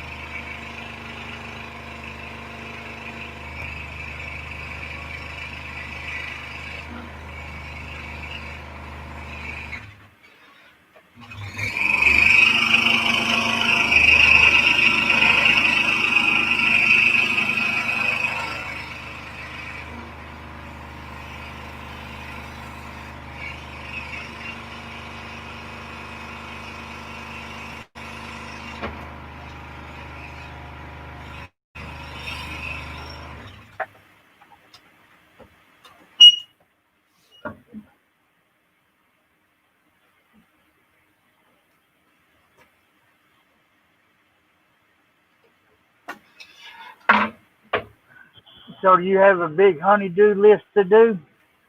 No, I had her actually redo my cut list that I had to do in my shop here because I finished so many projects that I don't mark them off. So I'm lazy that way. So when I finish them, I just go to the next one or figure out what I have to do next anyway, or I'll throw something else in there. So I basically just had to redo the list that I had in here in my shop. So let's see what I have on this. I have toy box, train whistles. So I got to do 3 train whistles, 1 toy box for my grandson, 3 door name signs for my grandkids. I got to do up a photo album for my son and his wife for Christmas. My Coca-Cola coat rack, a bow holder for a compound bow, Jello shot Jenga. Oh, Jello shot Jenga. That's gonna be a cool project to do. And then some Christmas trees for shots. Like you can buy plastic shots at the liquor store here, all pre-done up. So I'll stick those in there. Shots and little. They call little wine. You know what little wines are? Like taste testers for like bourbon and scotch and JD and stuff like that. Those little tiny little balls. Yeah. Well, you better hurry up and crack on then. Oh, those are for Christmas. I got lots of time to do those. It's only, oh my God, it's almost mid-August. Yeah, lots of time. Christmas will be right here before you know it. Yeah, it's Christmas. It's alcohol. You know, it'll still be good. Doesn't matter what season it is. I started that one 2 years ago too. No, last year I started them. Yeah, there is no Halloween or Thanksgiving this year.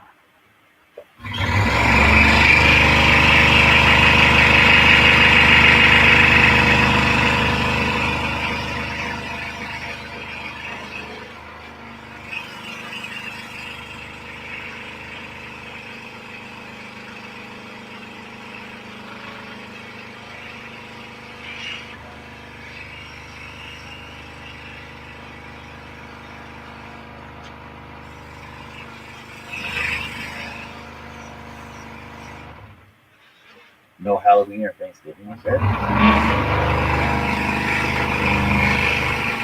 Yeah. Because everybody's stuffed as a turkey since this virus started. And we done seen all the idiots out there riding for spooks.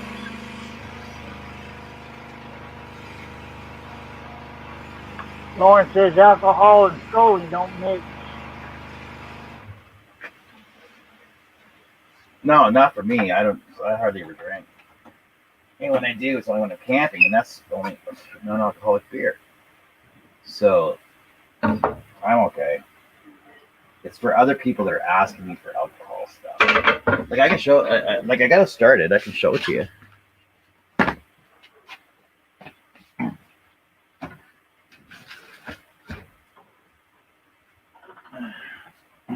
I'm sorry, I wasn't trying to derail you.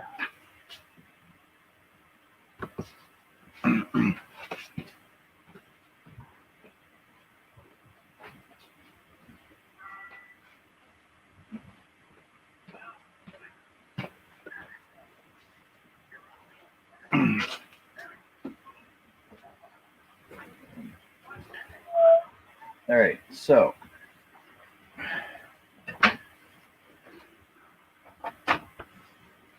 this is one of those I got it started projects, but I got to finish it projects. So there's the back of the tree. So there's 12, so it's like 12 days of Christmas. So there's the back of the tree and there's the front of the tree, right? So now what I got to do is build a spacer for them. Let me bring this down a bit. So I got to build a spacer for them so they sit a certain distance apart. Because the thing is that the bottles of alcohol. Oh, look at my alcoholic order.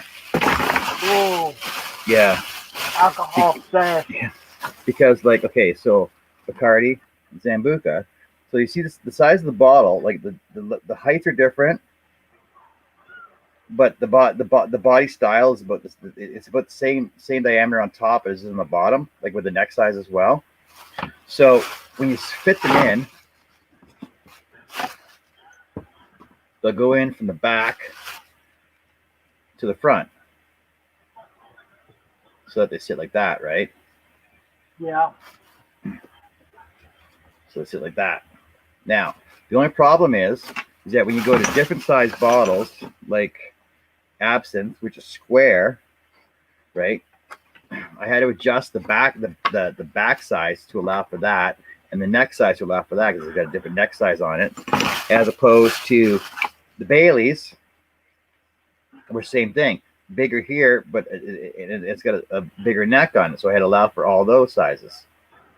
So I got to figure out a common distance between the front and the back to allow for them all. And that way, it'll take all square bottles, like JD, square bottles, rectangular bottles, and the different heights of them.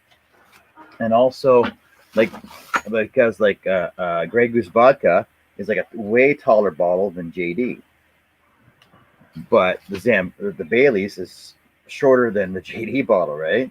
So they're all. I got to account for all those so that they'll all fit in a different combination of whatever, right? Yeah. And then I'm also making it so that it's available to be used for shots. So I call those tiny wines.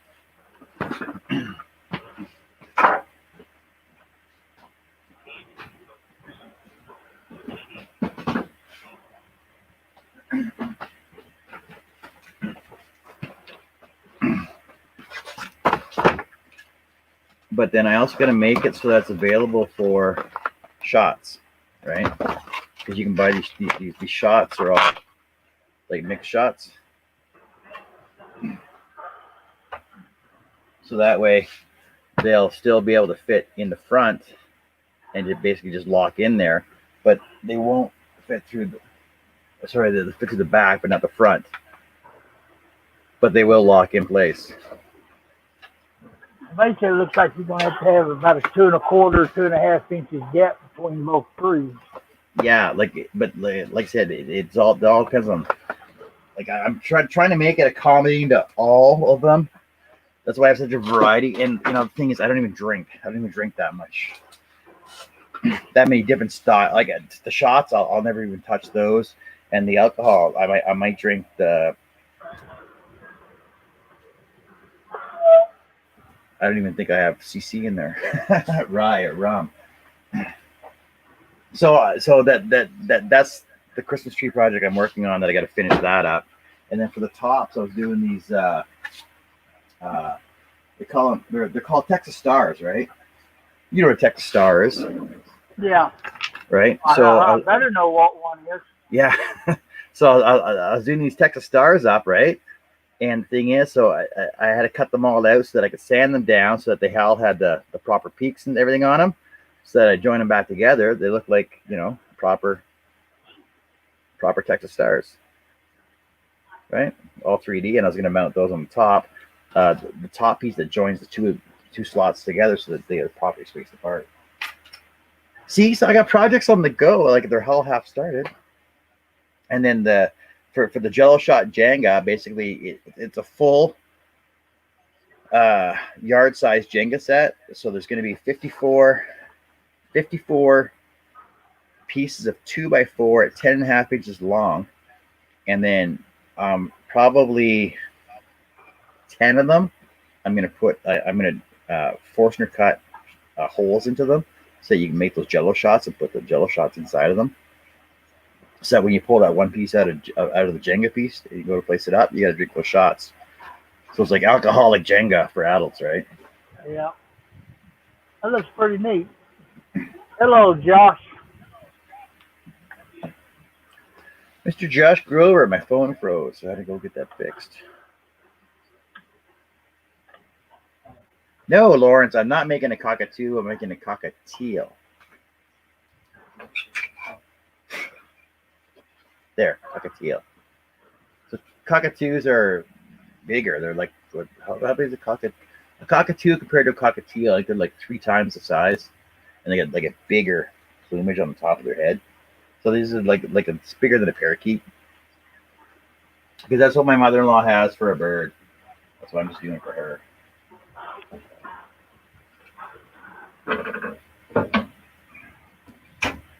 So yeah, and so that's 1, 2, 3, 4, 5, 6, 7, 8, 9 projects I had to get done for Christmas. Yeah, you'll be finished with them tomorrow.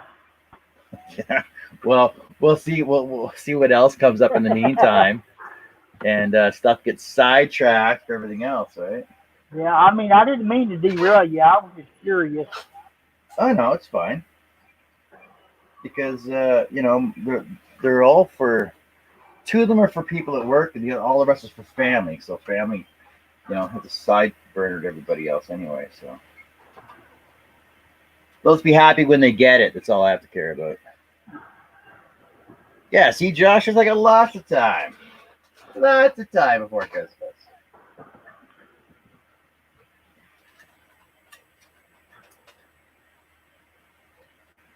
Is that better lighting? Oh, right there. Look at that. Better lighting.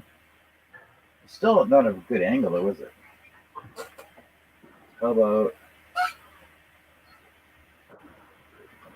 It's a better angle there, isn't it? That'll work. No, my hands are still going to get in the way, though.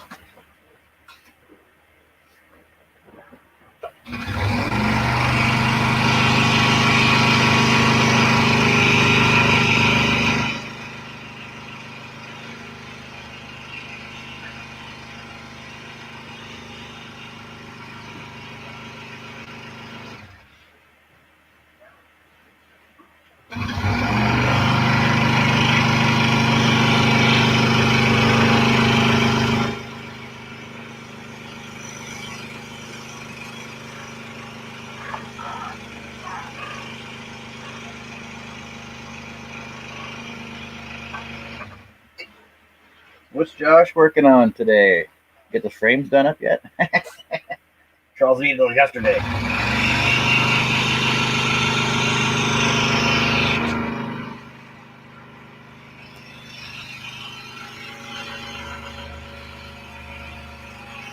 Lauren says if you really think about it, it's not that far off. August. That's 4 months away. Even if I do one project every 2 weeks, they'll all be done.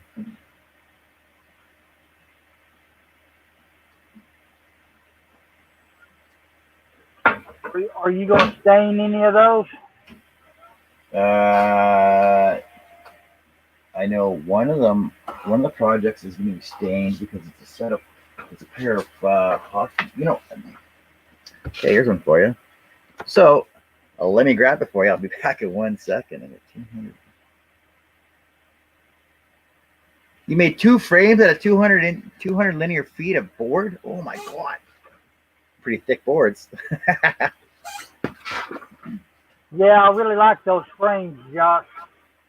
They made those chickens pop.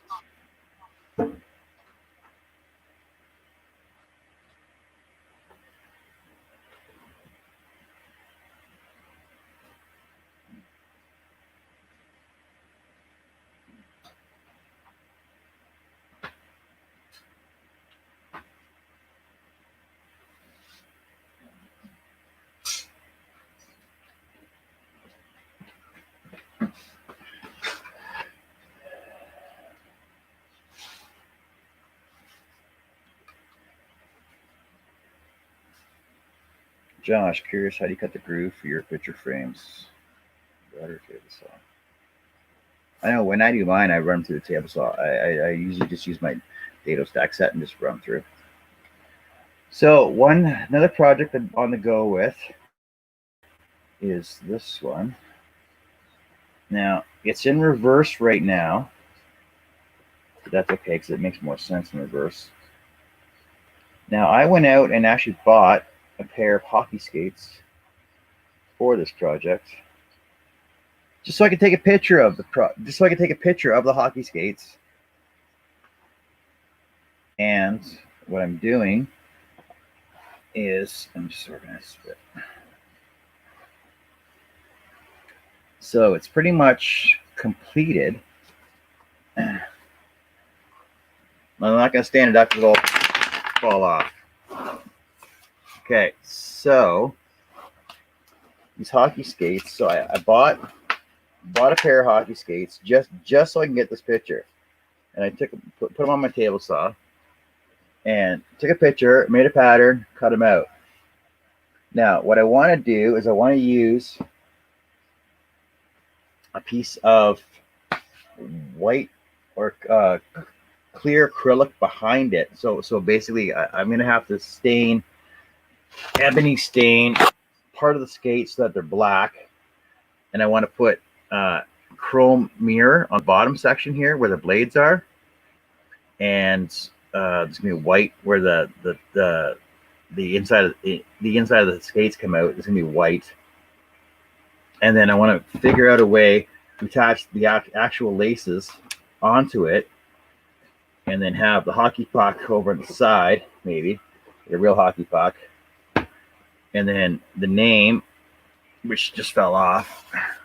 His name's Clayton, and I did it out of it's called an ice font, so it looks like ice, right? So I'm going to do these in white. I'm thinking I might just do like a whitewash on these, so they stand out over top of the ice background. Now I'm not worried about how they line up because I do number all my materials after I cut them out, so I know how they're going to go back in place. So that's another project I'm doing. That's going to be like a door sign. That looks pretty neat. So that's another project, half done, 3/4 on the go.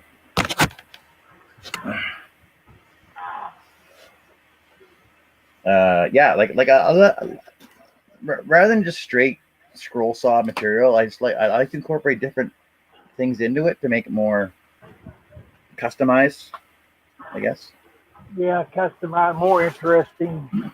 Yeah, and that's what like all my customers. I'm like, well, okay, like this is what I think it should look like, and then they're like, oh, well, this is what I had in mind. I'm like, well, tell you what, let me do what I want to do, and if you don't like it, you can have it for free. And they're like, sure. And I'd say I've given none of them away for free. And my customers are always like, oh, you need more money then. I'm like, sure, I'll take it. I don't have a problem with that. Yeah, you can't argue with that. Yeah, you can't argue with more money because it could, and thing is with the extra effort put in, like not really effort, just the extra creativity that I put into my work makes for a wider variety of people that want scroll sawed work, because it's not just scroll sawed, it's scroll saw with extra stuff onto it. Yeah, it looks like there's about 3 or 4 different craftsmen in one piece. Yeah, exactly. And so it makes it more unique, and when other customers see the stuff that I have in my photo album, then they're like, oh, can I get something like that? I'm like, we can't have that, but yeah, I can give you something similar to it. Like when I did a Christmas gift for our son-in-law 3 years ago, I think it was. And what it was a he's a Toronto Maple Leafs fan, so he's in the hockey. He's a Toronto Maple Leafs fan, and we got a coin, a Toronto Maple Leafs $20 coin, I think it was. And I had the coin. I was trying to figure out how I'm going to make a present for him out of just the coin, because all I had was the coin. And I'm like, oh, I got the perfect idea. So I got some white clear acrylic, sanded it to make it look frosted like ice. And then I got the actual size of center ice at Toronto Maple Leaf Stadium. And I got red and blue vinyl for drop puck. And I took a puck and I took a Forstner bit and drilled the coin size in it. Set the coin in the hockey puck put it on center ice, which is the piece of plastic, and then I scroll sawed out the old Toronto Maple Leafs logo and had that sitting off on the one side, and then I happened to find an aerial view of the actual rink itself and had that up in the upper corner. I printed it off and had that in the upper corner. And then I remember that one of the girls I worked with, that her sons used to be in hockey, and they used to go through hockey sticks galore. So I asked her if I could borrow a couple hockey sticks. Like I said, can I buy a couple hockey sticks off you? And she goes, "What are you gonna do with them?" I said, "I'm making them into a frame." So what I did was I took the end of the hockey sticks with that had the taped end on, two of them at each end, so they were opposite to each other, and then had so I think total size was 24 inches long. So I cut those at 26, I think it was. And then my two uprights were the rest of the stick, and then I router cut the back edge of it and set the plastic in, made the frame out of the hockey sticks, and so it was like the perfect hockey thing, right? And if you want, well, not like you really have a choice. If you want, I'll show you a picture. Not now, we don't. You don't have a choice. I'm gonna show you anyway. Yeah, I got a choice. Bye. You're stealing my internet. I gotta go. You gotta go, really? No, I'm just saying that. Yeah. Messing with you. Kind of figured that. You know me, I'm gonna come out of left field. Okay, I'm just going through my photos. Just give me a second here. I'm just going through my photos here. I gotta find where it's at.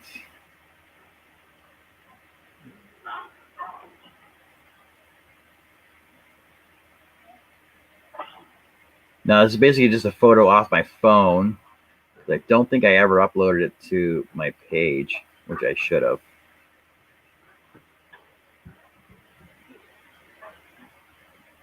And that's actually the only one I've ever done like that. And other people have asked how much they were and where they like people have asked where they could get them at. I'm like, you can't get them yet. I made them specifically for this, right? Yeah, one of a kind. Yeah, exactly. Never be to reproduce.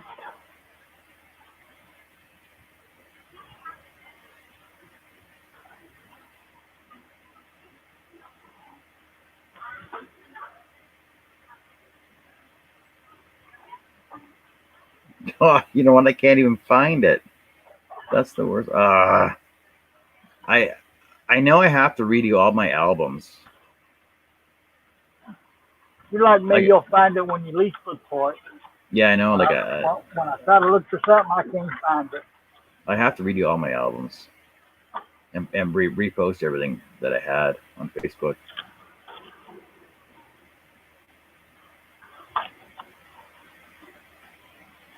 Unless Carrie's still on, she can find it. Haha. Honey, I need a picture. well, just another bill. More bills. Yeah, I got to pay that one though. If not, I'll be homeless.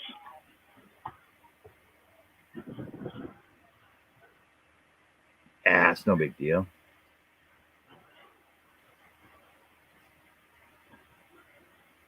Yeah, I can always move up there and live in your shop. Yeah. Guard your tools. Yeah, Josh. Like I try to incorporate other stuff into all my scroll work if I can. Like I know I have another picture that I did. It was a sunset picture of a boat on the lake that they wanted scrolled out for them. And what I did was I took the actual photo, left the sunset background. Here's that picture I was showing. Here's a picture of that frame I was telling you about. And I'll just it's a little blurry right now, but there you go. There. So the frame is made out of the hockey sticks, and like I said, I made the actual the full size center ice on the red and the blue with the hockey puck with the coin in it. Scroll sawed out the Toronto Maple Leafs, then put a photo of the actual center ice for them. Man, that looks awesome.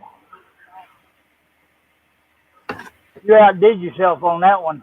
Yeah, and then since he's also a football fan, I started doing these. I started making these footballs probably about 5 years ago, and I should actually do more teams.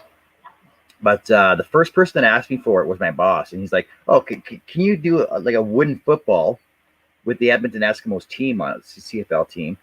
And I said, "Sure." I seen a football, so he actually had a flattened football that I got from him, and he thought I was going to do like a solid on the lathe football for him, right? I'm like, "No, that's not what I do. I'm going to do something special for you." So I made him this football of my design, and it all slots together, flat and packs flat with the Edmonton Oilers or Edmonton Eskimos team logo on it. And I made that for him. So there's the football in pieces right now, and then there's a finished one of the Green Bay Packers, and then the front logo on the front comes out, so you can actually like interchange all the logos, and then it's just mounted on a half-inch pine board with a slot routed into it. Yeah, that looks neat. So then what my boss did was he took it down because he knows a couple of the Edmonton Eskimos, and one of them's actually a sales guy for that sells lighting and stuff for us that comes up here all the time. So he took the footballs down to the spring training, had them sign them, and then brought them back and gave them to his wife, which is pretty cool.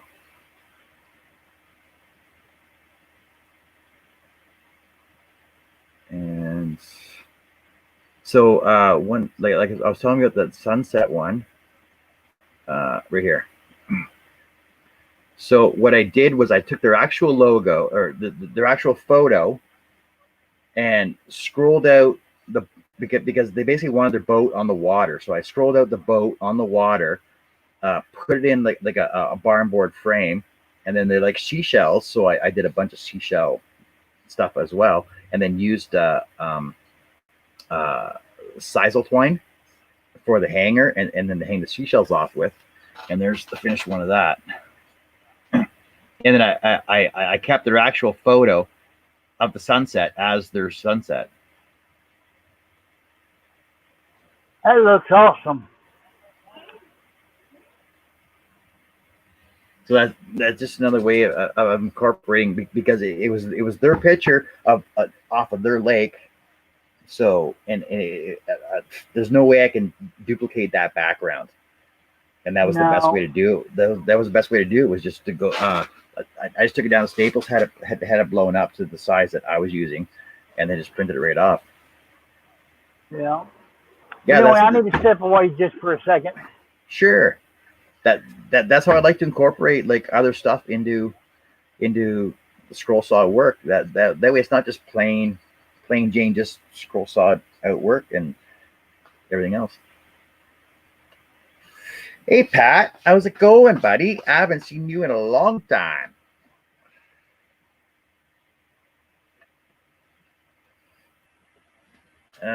Just curious, I'm gonna try cutting leather and wood on a scroll saw. I've not cut leather yet. I've cut rock. I've cut wood. I've cut wood.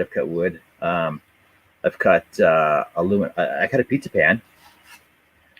I cut a pizza pan because I had a client ask me for a wedding topper cut out of metal. So I did a wedding topper, and the only metal I could find was actually a pizza pan, because they wanted a pretty large piece of aluminum, and I looked for 1/8 aluminum. It was pretty expensive. So I figured I'll go to the dollar store. I found a pizza pan. And so I cut this wedding topper out for them out of an aluminum wedding pan, aluminum pizza pan.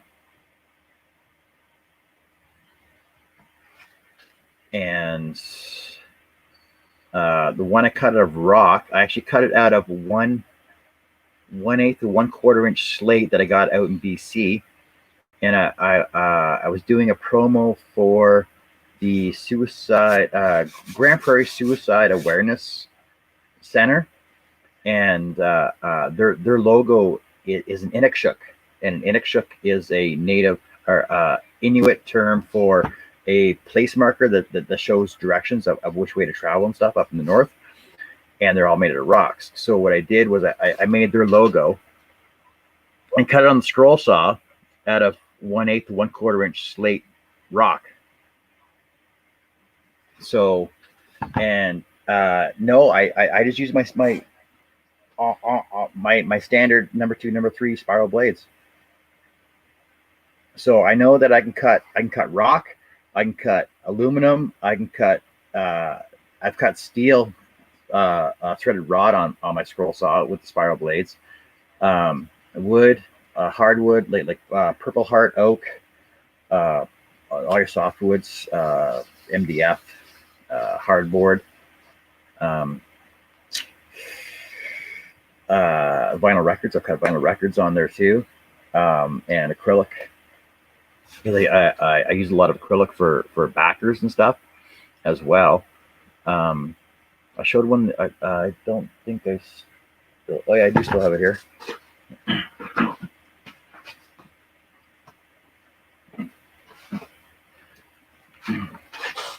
So I made this teddy bear for Kira's grandmother about a year ago. Yes, I still have it, about a year ago. And what I did was for the word love here, I took a chisel, and because it's made out of plywood, I took a chisel and took off the first 2 layers behind it, and I actually have red acrylic. I don't know if you can really see that. I have red. I don't know if you can really see that though. I have red acrylic in the background behind that. And basically, I just cut a piece of acrylic big enough to fit in there that I carved out.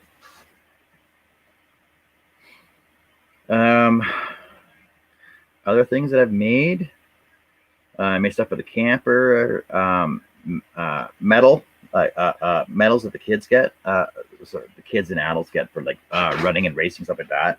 I did some metal holders for them. A lot of Christmas tree ornaments. Oh yeah, here's one I did.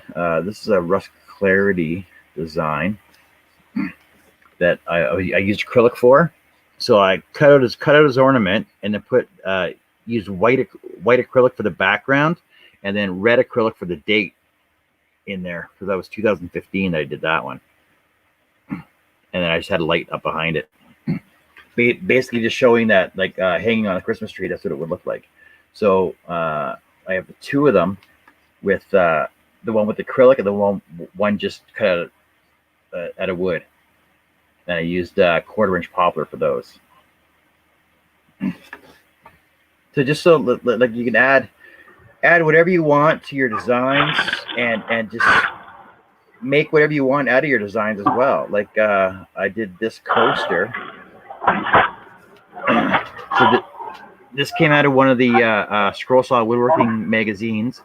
The actual size of that I think it's supposed to be 10 inch by 8 inch rectangle, but because I like cutting smaller stuff, I made it into probably a 6 inch by 5 inch oval, and then mounted on a bottom piece of pine, and it had a plywood backer on it, and I put a candle hole, drilled 1 1/4 inch hole for a candle behind it, so that way it was a candle holder for my mom, basically for nightlight. And basically when you light it up, the butterfly reflects onto the wall as well. So it's like art / nightlight, whatever. That looks neat. You like that? Yep. Oh, and here's a cool one. And this one hasn't been seen for a long time. What's my date on this one? 2015. 2015, I was asked to do a cutting, to see if I could do a cutting. Somebody, a designer, a well-known designer, wanted to do 3D designs. And he's like, hey, are you willing to cut this for me? Or he needed somebody to cut it for him. I'm like, I'll cut it for you. He goes, well, this is what I'm looking for. Not a problem. Just send me the pattern. I'll cut it out. I'll show you the picture, and then you can do whatever you want with it. So this 3D design rose, I did that in probably an hour and a half. There's three layers. I got black, a red, and a white layer on top, and it's all out of 1/8 bolted birch plywood. 2015. The designer of that was Charles Deering. Jesus, that looks awesome. It looks better if it's turned this way, but it keeps my phone keeps turning on me because it was sideways photo. Yeah. So like 3 layers of it, and I for the life of me, I do not know where it is, like the original finished product, but I know that when after I showed that to Charles, he's like, wow. And then he had ideas for it, and then he added like leaves and a stem and everything else, and then he spray painted all his. And you can ask him about it on the show tonight. But yeah, not a lot of people know that Charles started doing 3D design work before Alex Fox even started it. You just never know what Charles is going to come up with. Yeah, you never know what he's going to come up with, and you never know what he's actually going to do more of. And I don't know what else you guys want to see. Like, oh, here's one for you. So somebody asked me if I could scroll saw a peacock feather for them. And I'm like, peacock feather? I don't know how to scroll saw a peacock feather. I don't even know. I couldn't even know where to start. Like we've all scroll saw leaves and eagle feathers and stuff like that because they're all standard feathers and leaves like oak and maple leaves and everything else. So I'm like, yeah, I'll do a couple peacock leaves. So I went down to the dollar store because craft section, they saw all kinds of stuff there. So I bought peacock feathers and I spray glued them to a board. And I started cutting them out. And there's a lot of fine detail in that. And when it came to what's that? I said, Jiminy Christmas. Yeah. And then when it came to the eye of it, I couldn't figure out how to finish the eye of the peacock feather. So it's actually still sitting over there as an unfinished project. She still wants them, but you'll get to them one day. I just don't know how to finish the eye of the peacock feather. Love Angel says, hello all. Hey Angel, how's it going? I'm just I was scrolling and I got sidetracked because somebody wants to see some stuff. So I've been just showing off all my stuff I've been doing. Yeah, I sidetracked you. And like the one portrait I'm most proud of doing actually was for my boss. My boss's grandmother. She turned 95, I believe. Yeah, she turned 95. And it was when I first started getting into portraits. And I'm not one to actually do a pattern. I just work right off the picture because it's so much easier, I find. Like the sunset picture, right? So he gave me a picture, and the picture I had. This is the picture I had to work with.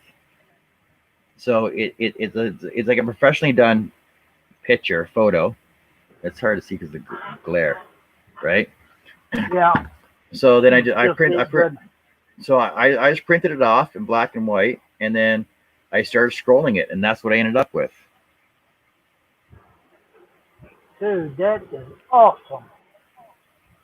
And people keep asking me, how did you get the light to shine the proper way? And how did you get all the highlights in her hair and everything else? And I'm like, that's just, I just worked right off the photo. And like, you zoom in, there's a zoom in on it. That is totally awesome. Right? Love Angel is saying, hello, John. And the voice you hear in the background It is Herb Hooper. Yeah, that's Herb in the background, so he's saying hello to you too. I didn't really get derailed. I'm just just people are interested in some other things that you can cut on a scroll saw, and like I said, metal, rock, wood, and you can probably cut plate steel. I know. Well, you can cut coins. I would probably still invest in a set of jeweler blades. They're a little more expensive, but they are apparently diamond tip blades that last forever. Um, as for like we were just talking about incorporating other stuff into your work, so here's another cake topper that I did. So I cut out the word love, uh, and then made a bigger background for the word love, and then I cut out the heart shape, and then we have a weeping birch out front of our yard, and the branches when they're cut right off the tree, they're nice and bendable. So I just wrapped it right around the heart part and let it dry for a week or so, then sprayed it just to seal everything into it, and they use that as a cake topper as well. That is awesome. Love Angel says that is amazing work. Love it. Thank you. I appreciate that. Lawrence August says, John, I think your work is just as good as Charles. Much love, everyone. Hey, I gotta go. Much in the background. Oh, you gotta go. You gotta go too, Lawrence. All right. Well, thanks for hanging around. Thanks for the praises, I guess. I'm not as good as Charles, though. I got a long way to go. I just have a different take on adding stuff to my scroll work. Oh, like for example, well, you can see in the background. You can see in the background over here, right? That shiny acrylic, the shiny thing right there. Yeah. That is actually. Oh, there's another one. So I made these snowballs, and I put like fake snow, like I sprayed them with spray adhesive, and then put the fake snow on them. They're like 3D fake snowballs. This. Always thinking outside the box, aren't you? Yeah, it's a butterfly. It's come apart in a couple pieces, but it was for some one spring competition that we did on the Elite Scrollers these Elite Scrollers page, and it was like a spring thing. So it was a butterfly. I think I hand drew. I did. I hand drew the wings, and then added a dowel for the body. Put some wires in for his antenna, and in the background it is just this fancy wrapping paper that I spray glued on the back. No, I was going to ask you if that was acrylic. No, or resin. Yeah, it's just fancy wrapping paper. I just glued on the back and then hung some fancy things off his wings. Yeah. Yeah, we need to pick your brain more. There's a lot of good ideas coming out of your house.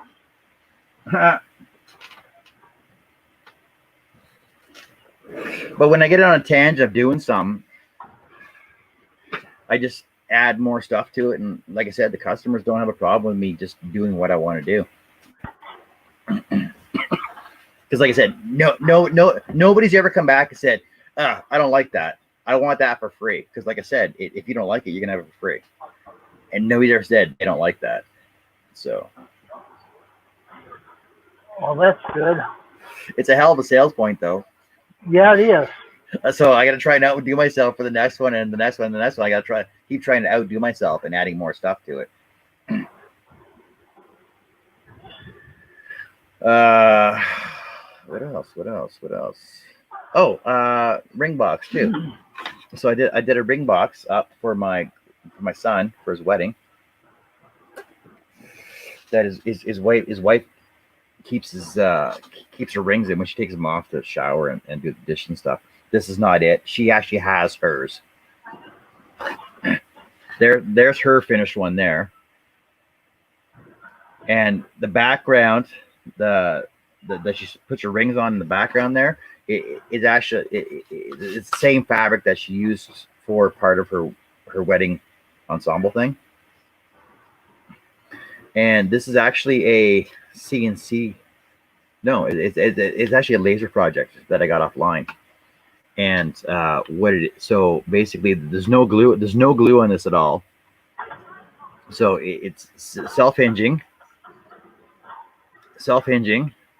all made out of Baltic birch, and the back is all pushed in using dados, not dados, mortise and tenon, right? So they're all pushed through the backside, and then I put some quilting quilt batting down, and then put the heart down inside of it so that it pushed through it. That is awesome. There you go. And it's all made out of quarter. That's all made out of 1/8 bolted birch. That's what I meant. 1/8. I'll wake up here in a minute. Yep. Finish that. Love Angel says, I press flowers and use them in painting. One flower I pressed, I use looked like a tree painting. Look like a tree. That's kind of cool. I've actually seen those too, and I like those. I'm thinking about actually doing like something like a scroll cut flower, and then using flower petals and then resin to fill it in. But yeah, the box is four by 4, and its total height is half inch deep. I don't have the plans for it, but I like I said, I downloaded it off of some laser cutting site online. So anything you can do on a CNC and anything you can do on a laser, you can do on a scroll saw. Just let you know. Yep. I just need to get some strength back and some motivation. Oh, here's a project I did 2 years ago for my grandmother's. No, 3 years. 2 years ago for my grandmother's 106th birthday. I did her up a card. So the card I did was basically like my photo album books, and there's the front page of it, front cover, and then up the side of it, up the side of it, down up the side of it here. I put I drilled holes through, and then put grommets in, used leather wrap to tie it together, and at the bottom here I have clock hands that I tied on to the end of it to keep it closed. There's four pages in it, and then the first page I superimposed like I tattooed my wood with a saying on it, and then I put because the saying at the back of it says there's nothing more disappointing than a birthday card without any money inside. So what I did was I went down to the coin shop in Edmonton and picked up these gold bills, and they're adds up to $106 because she used to give me $1 for every year of my birthday. So I did the same for her, and it's what I did with that was I took acrylic, cut out the center part of the wood, put acrylic into it, and then had that way you can see the back side of them as well. It's hard to see it. Too much glare on my phone. Yeah, that looks awesome. I bet she really enjoyed that. Yeah, and then there she is with my son as she's looking at it. So yeah, I was quite impressed with that one too. Yeah, it's just a matter of just using your imagination, adding to your work that you finish off, like rather than just sticking it behind a piece of plastic or glass and sticking it in a frame. Add to it, make it more interesting for what you want.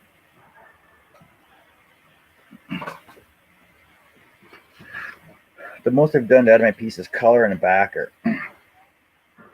says Josh. Yeah, it's like a lot of people like that too. I'm not saying it's plain. It works. I try to like when I do up my frames and stuff.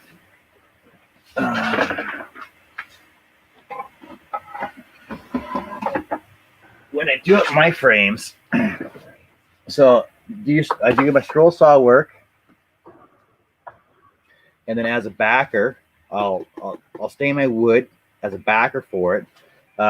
Use 1/4 inch that makes the 1/2 inch backer, and then all you got to do is pick up this edge frame framing at the local hardware store with that already has a 1/2 inch drop on it. Then you just do your miter corners on it and glue it together. Huh.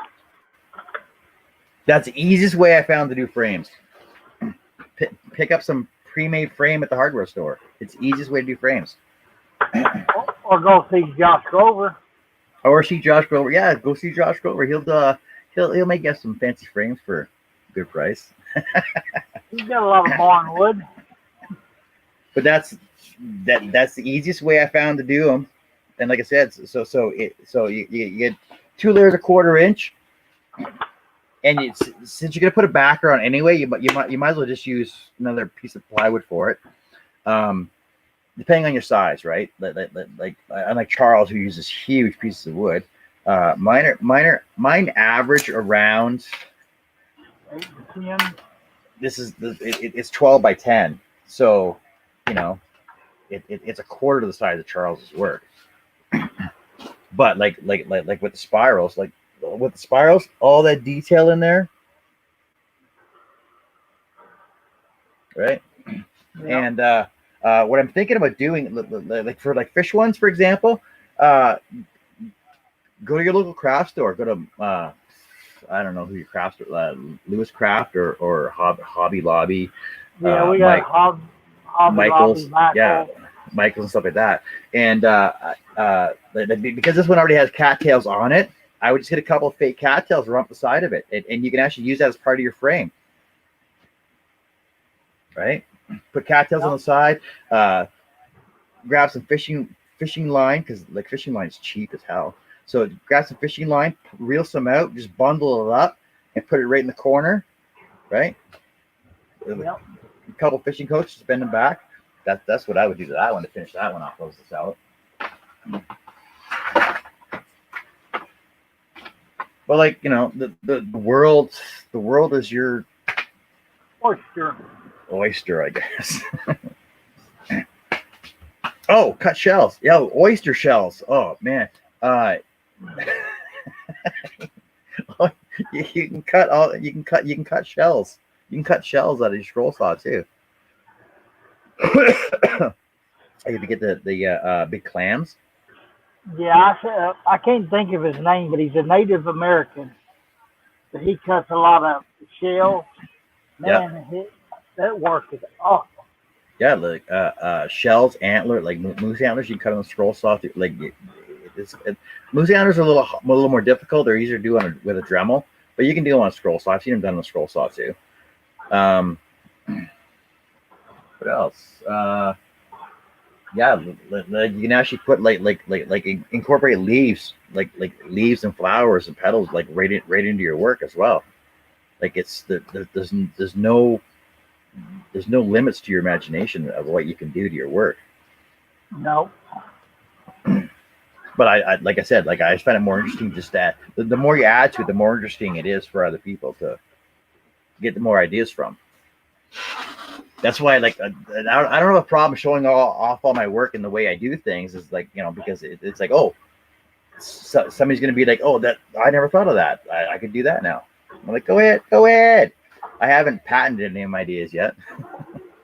I haven't copyrighted any of my designs yet. See, that's what I love about this community. Whether it's scroll saw community, wood turners, or people working with resin. There's always somebody out there that's going, give you help, give you advice, but not preach on you. Say, hey, you need to do it this way.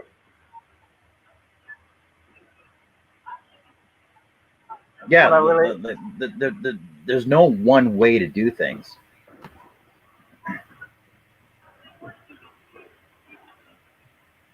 There's no I'm one not. way to do things, so there's always other things you can do to it, right? Yeah, I'm not gonna mention no names, but I asked an elderly gentleman one time how he come to that point. He goes, "Well, let me tell you. Figure it out for your goddamn self." Oops, sorry, that slipped. Figure it out for yourself. That's some good I, advice. I said, "Well, thank you for your help, and I'll promise not to come back to this site." That's hilarious. You know, I had a serious question.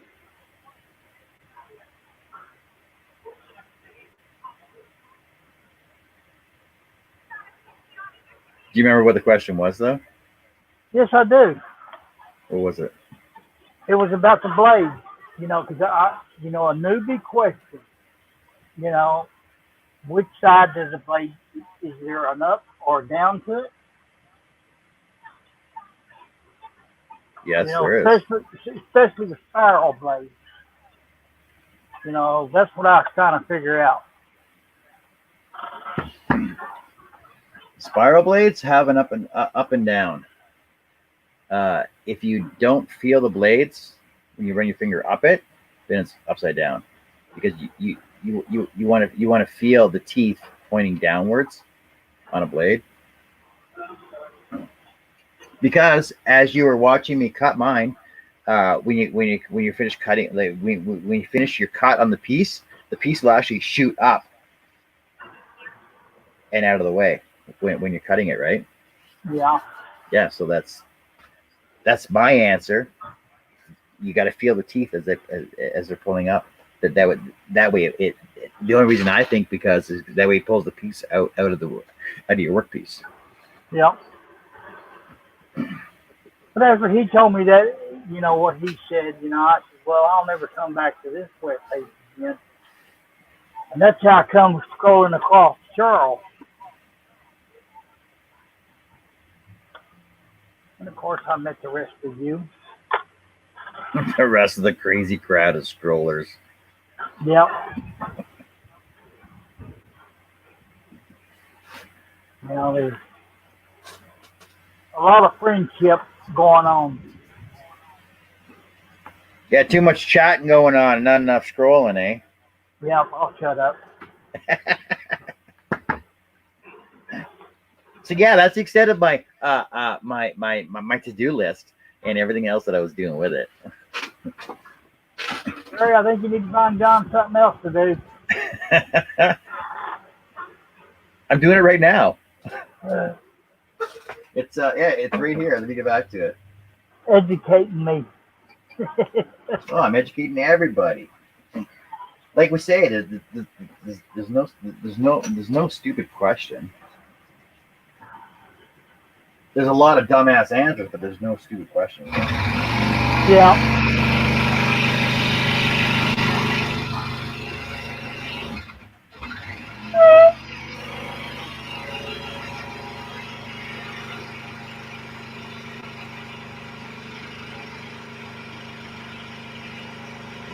That's your chair, isn't it? I think I heard Charles ask you that last night too on the show.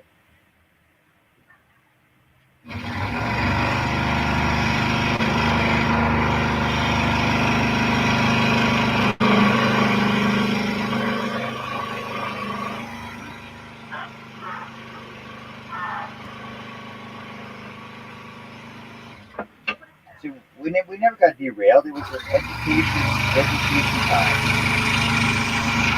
Yeah, what I meant derail from keeping you from actually finishing your piece. Oh, like I said, it's no rush. No rush. I We'll just never call rush. that we'll just call that an educational smoke break. I never rush my work anyway. Yeah, I always seem when you rush, you always making mistakes or breaking blades. But you know what? I'm actually surprised that after 2 years, and I even offered to give it to her for free. She's like, no, no, no. I still got to pay you something for it. Yeah, so after 2 years, because their anniversary's on the 25th, right? So even after 2 years of not doing it for their wedding, she still wants to pick it up, and she still offered to pay me money for it. And I told her I'd give it for free.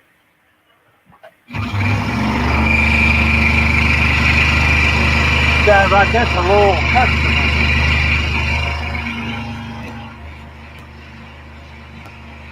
I've done probably 3 projects for her already.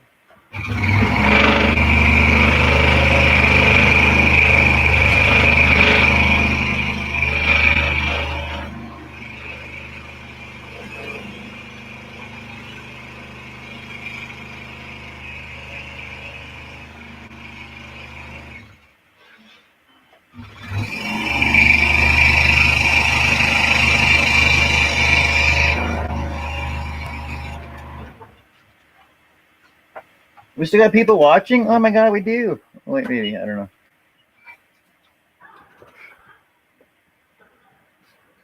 know. People are still watching. People are still here. Oh my god, what's up with that? I think it was a Charles show. Which had Charles's viewers, 145 viewers, 215 viewers. Yeah, that's crazy. Not a lot of thumbs up though. That's what I found weird. There was only like 15 thumbs up, and it's sold with 145 viewers though. Yeah. We're only Yeah, here for the we're only here for the chat. We're not here to like your video. Yeah, I tried to click on one of Dennis's videos yesterday, and it kept sending me somewhere else. That wasn't the link I put up, was it?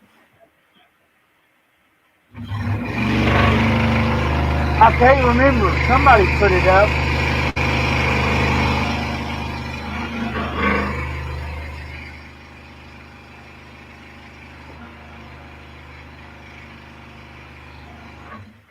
Because actually, I shared his link like right from his video. I'm thinking, what is going on? What mess are you talking about, Josh? There's no mess on my table.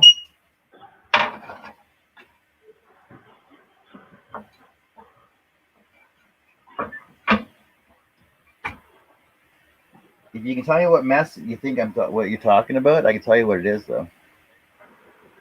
Oh, does the tape mess me up? No, actually, there's a reason behind that. Let me finish this cut, and I'll show you what it is in a second.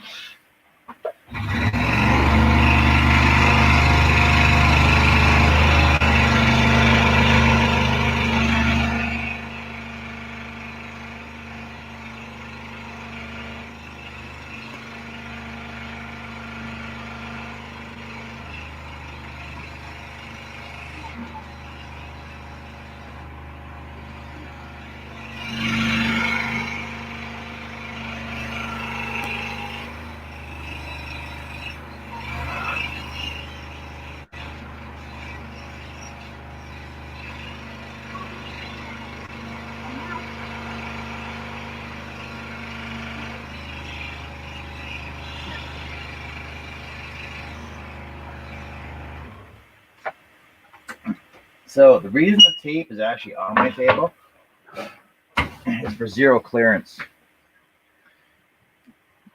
Now the reason I'm saying that is because there's a lot of ways you can have a zero clearance on your table. The best way to do it actually is with a piece of pop bottle. Now if you take like 7-Up or Coke or whatever have you, and cut like a circle out of it. You can and just put your blade through it. It makes an awesome zero clearance. Now I don't have any. Oh, I do. I have pop bottles around. So I have pop bottles around.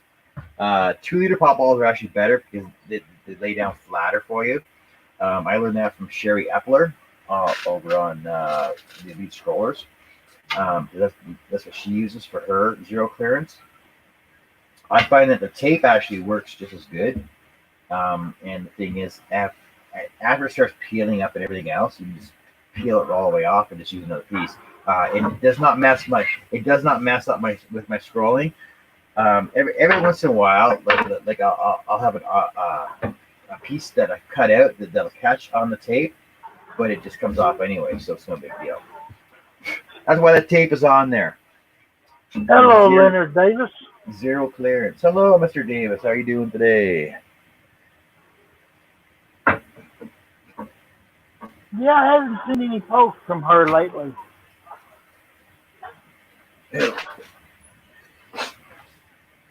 Oh, Sherry. Yeah. She got her sewing room all done up, and she's actually doing sewing right now. She got a brand new sewing machine. She was doing masks up. She's doing masks for free actually. If you're in contact, if anybody's in contact with her and wants a mask done up, she's giving them away for free. She started making bucket hats and what's that? Not lip gloss, but lip moisturizer.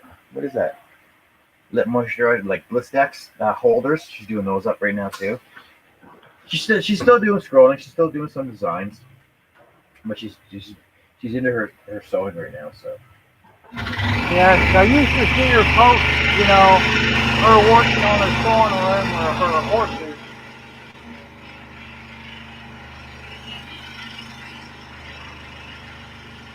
yeah, her horse I used to bite her and kick her off all the time.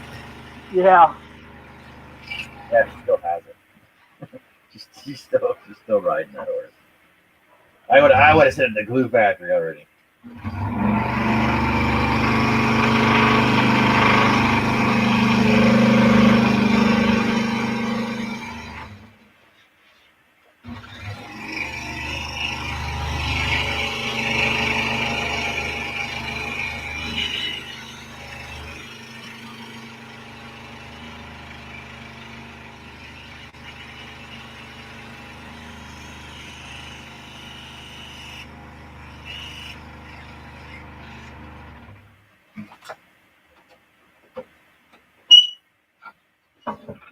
So you see how when I'm cutting these and I finish the cut, the piece just flies right at the top, right? That way I don't have to worry about, and my zero clearance still stays as a zero clearance because the pieces don't drop down.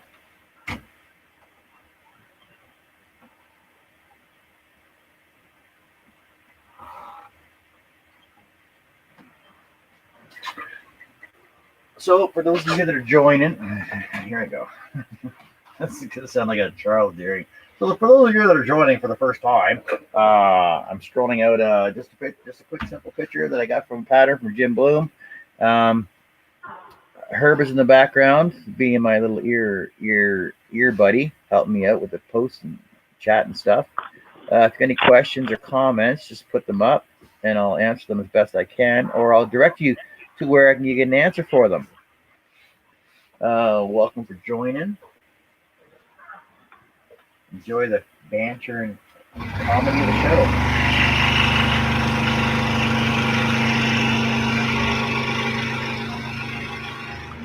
Does that sound like Charles, sir?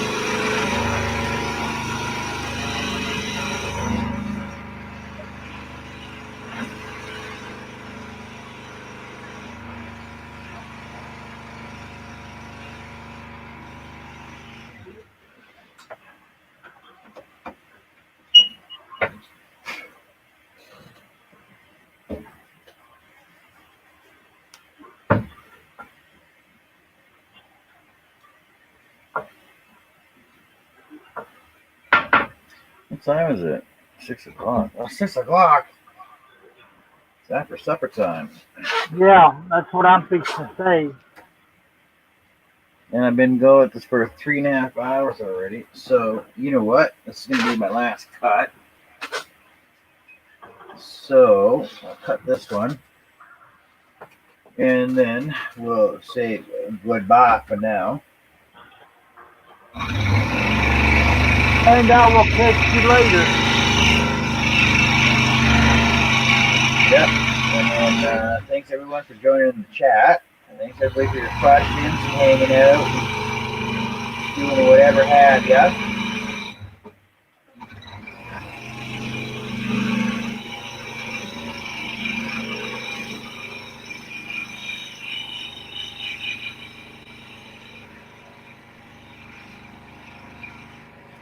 And if Charles is doing a show tonight, we'll probably be seeing you in there. If not, I'll continue this tomorrow.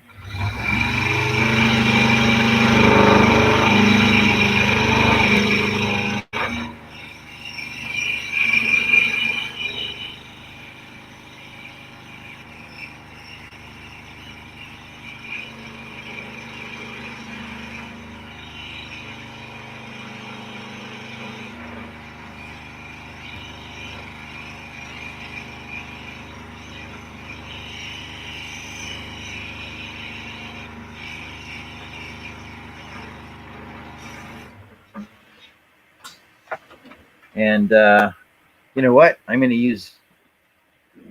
No, my camera's not frozen. It is. It's okay. My camera's frozen. It's fine. But I am cutting off for now. Yeah, see my camera. Well, the camera didn't freeze it because it timed out. So I'm done for the night. I'm gonna go in and get something to eat because my loving wife just come on and asked me if my camera froze, but no, it's froze. But I'm hungry. Oh, me hungry. So thanks for joining. And like I said, if Charles is doing a show tonight, we'll probably be on there. We'll probably see you all over there anyway. And if not, I'll be cutting some more of this tonight. If not, I'll be cutting some more tomorrow. So join in. And you know what? I'm going to use. Dale gave me a tagline to use to sign off. You don't have to be a lumberjack to work with wood. All right. Take care. See you guys later. Thanks a lot. Bye. Let me just end this now. Thanks.